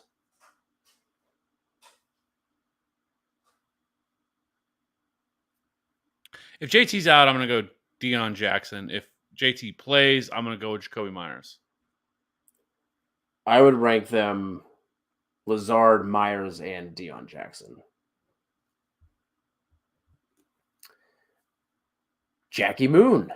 Full PPR, Mahomes, Mostert, Jones, Reek, ARSB, and Hawk. Benches Connor, Herbert, Carter, Hines, and Jamar. Any ideas for trades to be better maybe at running back? Running back is obviously where you need the help. If Hines takes over, he could be in that RB2 spot. If Connor comes back and is healthy, I think he's fine. I like Mostert.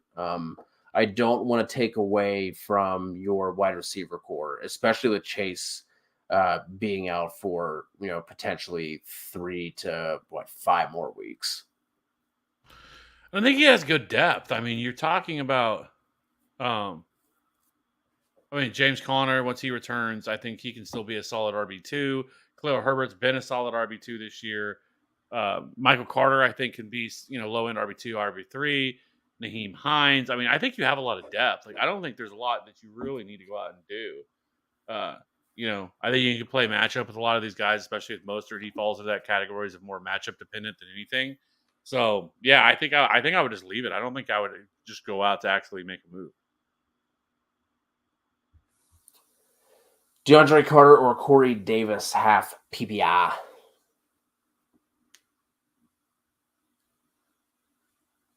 Is Terrace Marshall out there, Ken? I'd probably go DeAndre Carter. So Corey Davis did not practice today. Obviously, Wednesday reports are not the end-all, be-all. If Davis plays, I would play him over Carter just because if Keenan Allen were out, I would play Carter. But Carter is much more of a slot receiver than he is an outside guy. So I think with Keenan Allen being in, that's going to limit his opportunities. So I would lean Corey Davis if he does play, but I would go Terrace Marshall if he's out there. Travis Unlimited. Gabe Davis, Mr. Scary Terry. Sorry, I couldn't help it. No, and I didn't realize it though when we do our show. Whenever I do the intro, I always say "Let's ride," and then it hit me last night, and I'm like, "Oh, I gotta stop saying that." I gotta stop saying it. It wasn't even it had no. I've been saying it well longer than Russ. I should have trademarked it. But when I said it last night, I was like, Oh, I gotta stop saying that. It's scary Terry for me. Yes. Yep. Younger thoughts on idea of trading away Lenny and Higbee for Jacobs in full PPR. Have Schultz and can still pick up Dolchich off waivers. This is PPR, Justin. I think I would rather have Lenny. This Bucks offense is going to turn it around a little bit, and they're going to start being. I do think so. And then Jacobs, like I said, like it's really been 3 weeks of that. I mean, obviously it's elite numbers he put up through those 3 games, and he's still seeing pass catching work. Don't get me wrong. And so it's not like he's just at nothing in the passing game. But I think we see Josh Jacobs kind of revert a little bit back to kind of the guy we always expect from him, right? He's always been solid, right? He's always been like a 15 fantasy points per game guy. But if I do not think he's going to finish the season with 20 fantasy points per game, it's not going to happen. So I'm not buying into that. Speaking of Lenny versus the Rams or Pierce versus the Eagles? I'm going to go with Lenny, but it's really close. Lenny for me as well. Luca, half PPR, 1 flex. A-Rob, Cooks, White, or a waiver wire sleeper.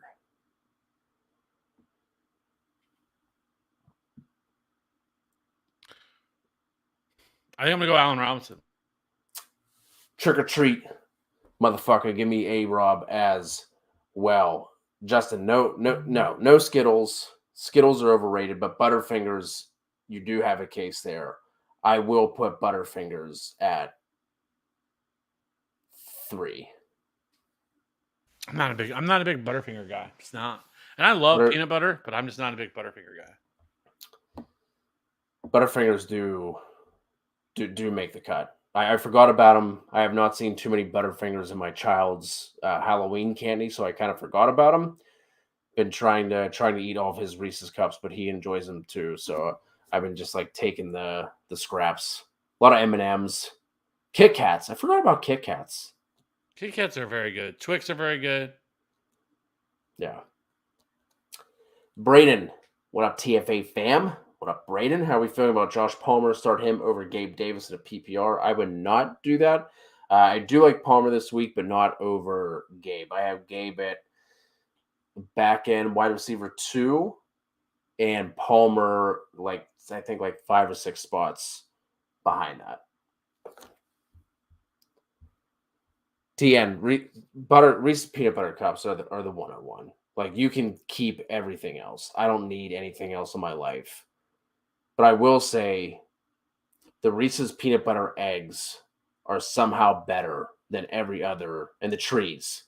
The eggs and the trees are somehow better than every other Reese's cup out there. And Reese's has been, really expanding their horizon on what they do here too, because I know they have now like the double peanut butter ones where it's like peanut butter top and then just a little bit of peanut butter or chocolate on the bottom, and then obviously the peanut butter in the middle.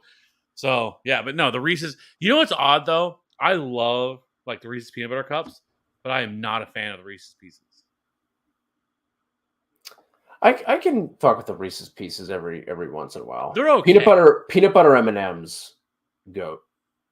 Oh yeah, very good. But like they're very mid to me.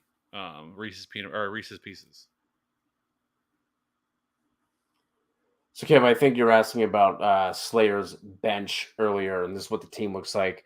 Burrow, Cook, Foreman, A.J. Brown, Lamb, DK, Patty, Pollard, Jackson, Wandell, Gallup, Tanyan, Brady, Los Brees. So, struggling at RB. Just scrolling up to see. Oh, okay.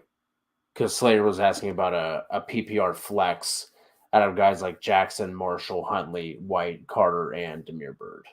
So that's why.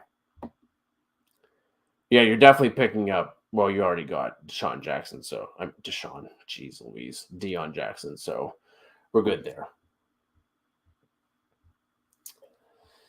Appreciate it, Young. Here we go.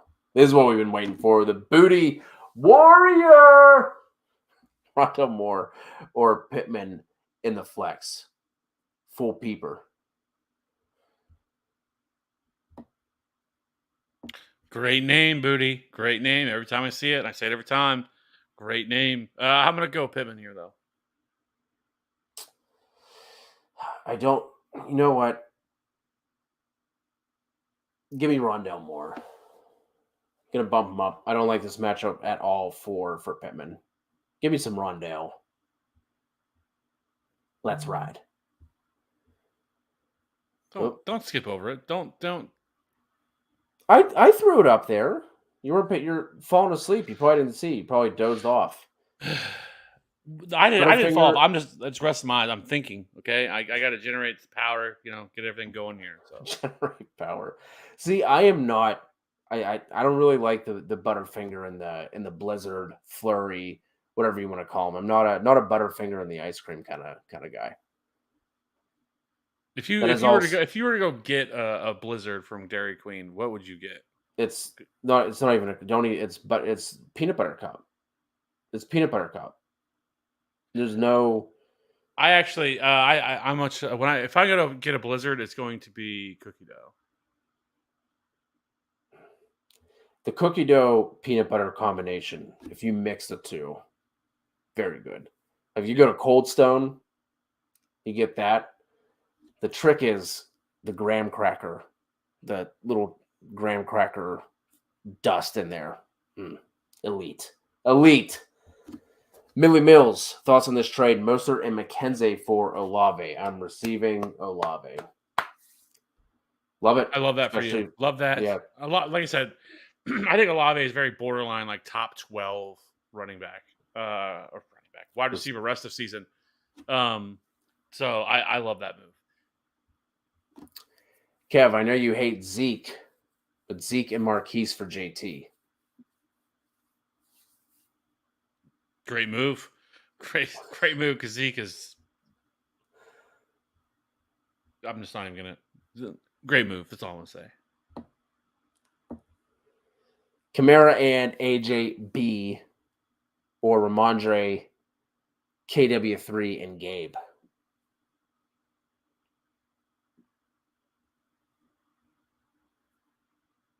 I'm taking the Kamara side here. I may hate it, but I'm going to go Ramondre, Kenneth Walker, and Gabe. Really? I think Ramondre's for real. I think he's kind of like a top 12 running back rest season. I think Kenneth Walker can be in there as well too in that conversation. So, Kamara I think is great. I think he's probably a top 5 or 6 running back rest of season. But you're getting both of those running backs now. Obviously, AJ Brown, what he brings to the table, obviously the softest basket where he went nuclear. But I think Gabe can have some of those opportunities as well. He doesn't have the highest upside, obviously, on a week-to-week basis than AJ Brown does, but I think he can do some of the things, provide some of the things AJ Brown will. So overall, I just think I'd prefer the Ramondre, Ken Walker, and Gabe Davis side just a tad more. 100 grand is underrated. I did take one of those from my son's basket.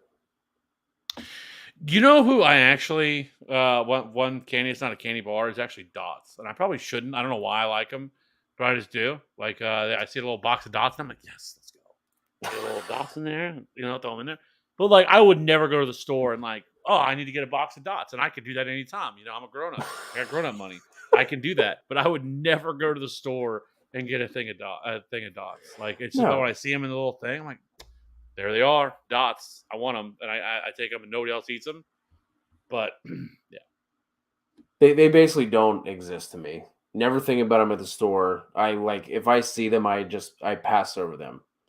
I couldn't even tell you if they're in my son's Halloween basket because that's how little it registers in my brain. Just going right by them. Any changes rest of year here for Luka? Cousins, ETN, Walker, AJ Brown, Evans, Goddard, Chubb, Sutton, Jeez Louise, Cooks, A-Rob, Bateman, White, Deion Jackson, and Carr. Drop your second quarterback. Don't need it. Yeah. Other than that, no. When is the Viking? They already had their bye. think they did. No, they already had it. So yeah, we don't even have to worry about it anymore. Yeah, and we want Carr or we want Cousins over Carr anyway. So yeah, go ahead and drop Derek Carr. You don't need him anymore.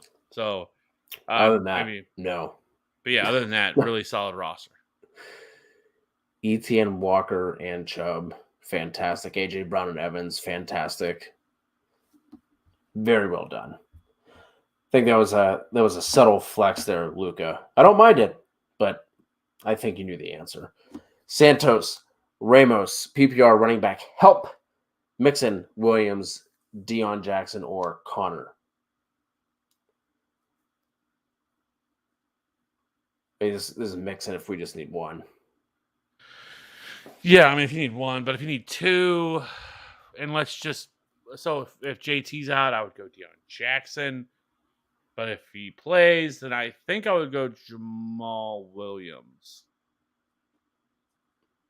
Yeah. Revenge game, right? Yeah.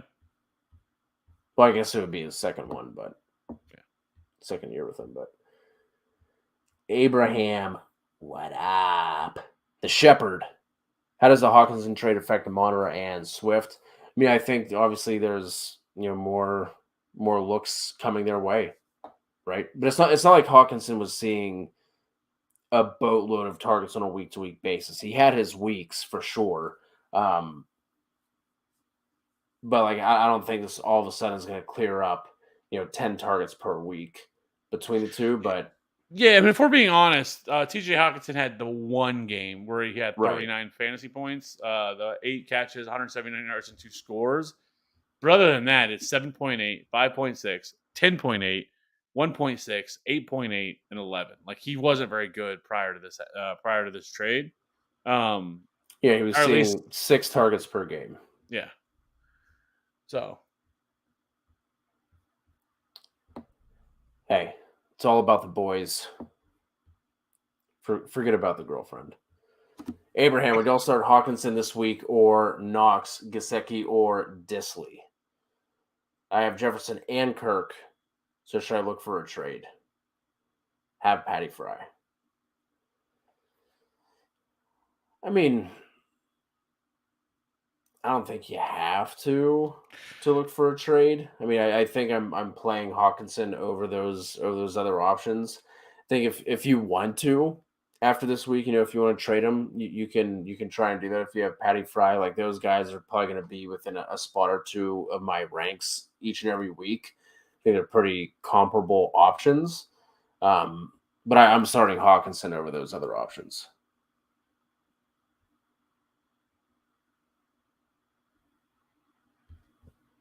Mariota or Cousins? Kirk Cousins.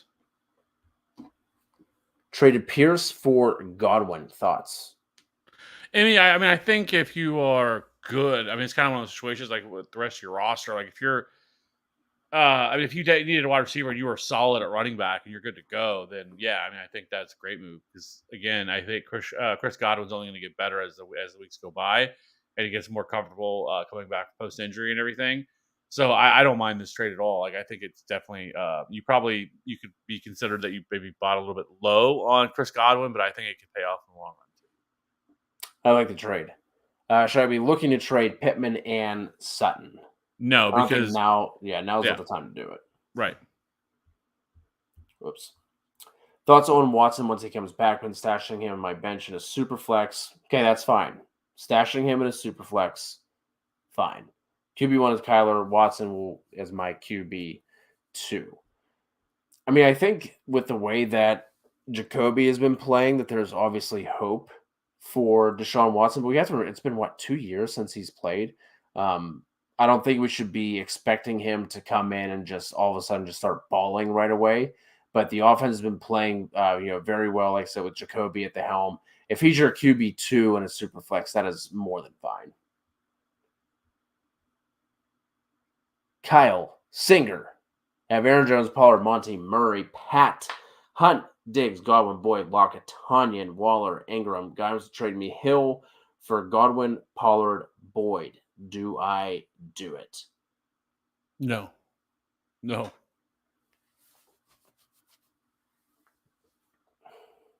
I'm not trading away Pollard Chris Godwin, and Tyler Boyd for Tyreek Hill.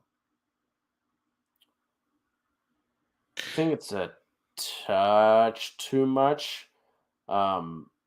Just leaves you pretty thin with not a ton of upside, right? Like Monty, pretty mid. Murray's mid. CPAT has his weeks, but he's mid. Hunt is mid.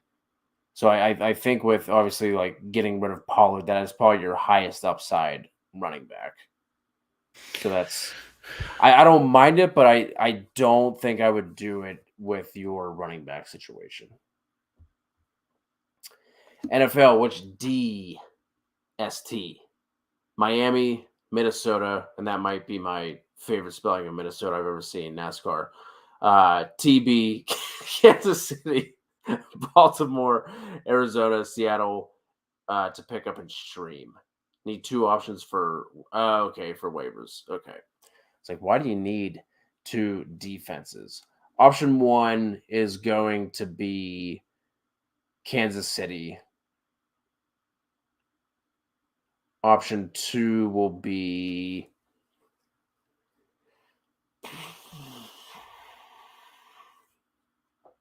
I'm going to go with Baltimore and Kansas City.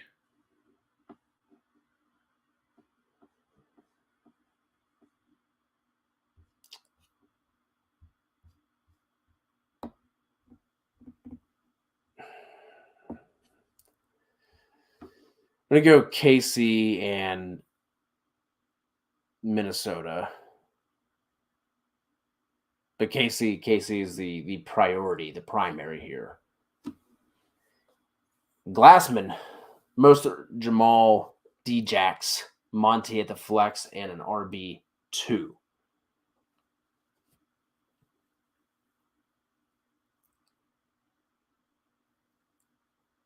Mostert and Deion Jackson if JT is out. If JT plays, we're going to go with Jamal Williams. Agreed. Crip, we need 2 for the running back spot. Lenny JT CPAT if he plays, or Mostert full PPR. I'm going to go with Lenny and Mostert here. Me too. If JT sits, do you start Deion Jackson over either of those? Okay. Dolphins, Seattle, Minnesota, or Packers for Andrew. Man, I'm going to go with Vikes there.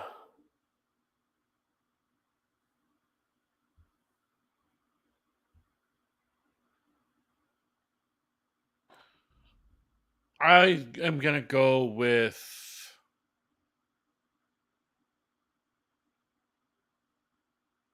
Packers.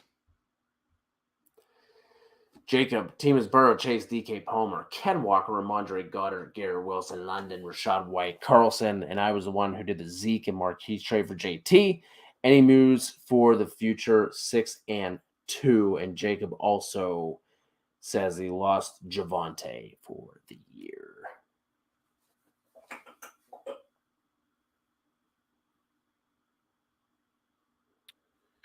I think you could use a little bit of help at wide receiver. Yeah. But I don't know where you're getting that help from.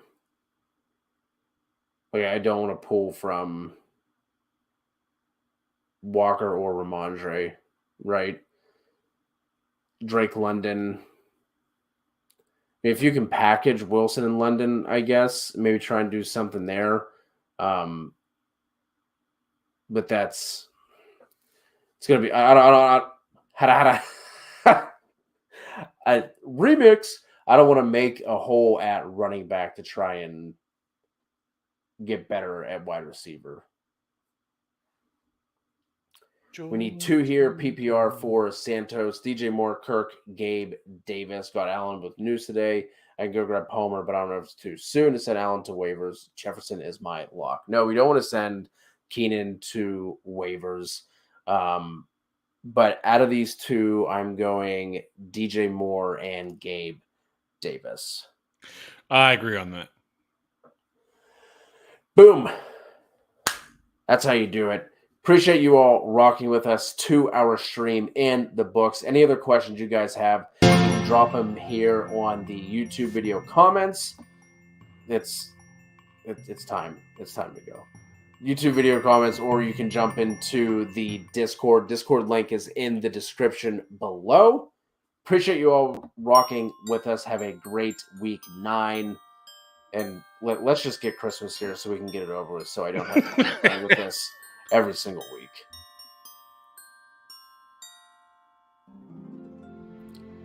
I feel like we're just like answering Nicholas in his dreams. Also, someone offered me JT and Amonra for Kamara. Don't have the strongest RBs. I have AJB and Diggs.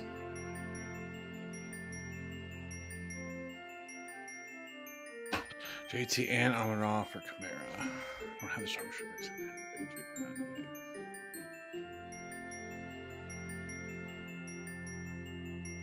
Feels like a home run, doesn't it? But like with the way JT's played, like, can you really feel great about that? I can't think at all right now.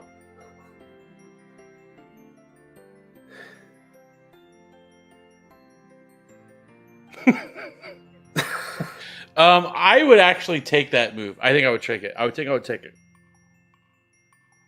Boom. There you have it. Again, if you guys want to jump into the Discord, link is in the description in this video. Kev will be live tomorrow talking DFS with Matty D. Prop Talk will be returning this week. It is either going to be on Friday or Saturday, depending on what happens with the Phillies. You can blame Tom for us not having Prop Talk. And then we'll be back with you guys on Sunday morning answering more of your start sit and any other news that happens. Happy pre-Christmas to you as well, TN. Hope you get everything on your list because you deserve it, buddy. Yes, absolutely. Appreciate you. As always, TN, you are the GOAT. You are the man. We always appreciate you. You know, hey, let's have a good week, right? So let's keep it rolling. Let's get some dubs this weekend. We are, like I said, about 6 weeks away from the fantasy playoffs. So this season is just flying by like it always does. So hope everybody has a good weekend. And I will see you guys all tomorrow night for the DFS show. Hopefully we can get the band back together, the tricycle, if you will, with me and Debro and Maddie talking about this DFS slate this weekend. So should be a lot of fun. Check that over there. If you do have any questions, we'll try to answer them as well. So keep it locked in here. I appreciate everybody checking out everything else. If you're new here, hit the like, subscribe button. We will see you soon. 52 days away from Christmas. Let's go.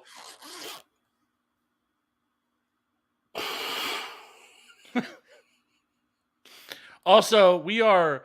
We have to figure it out. Let's figure it out. I was about to get out of here, but I have to figure it out.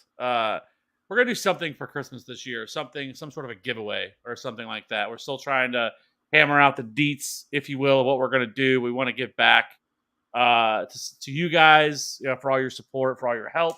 So through us helping us grow. So we'll let you guys know soon on that. We got a little bit of time. Still only 51 days away till Christmas. We are now almost to midnight. So appreciate everybody. Enjoy the weekend. Stay safe. I will see you guys tomorrow night. If not, we will see you guys Sunday for the Star Sit show to get you guys ready there. We'll catch you guys on the next one. Merry Christmas.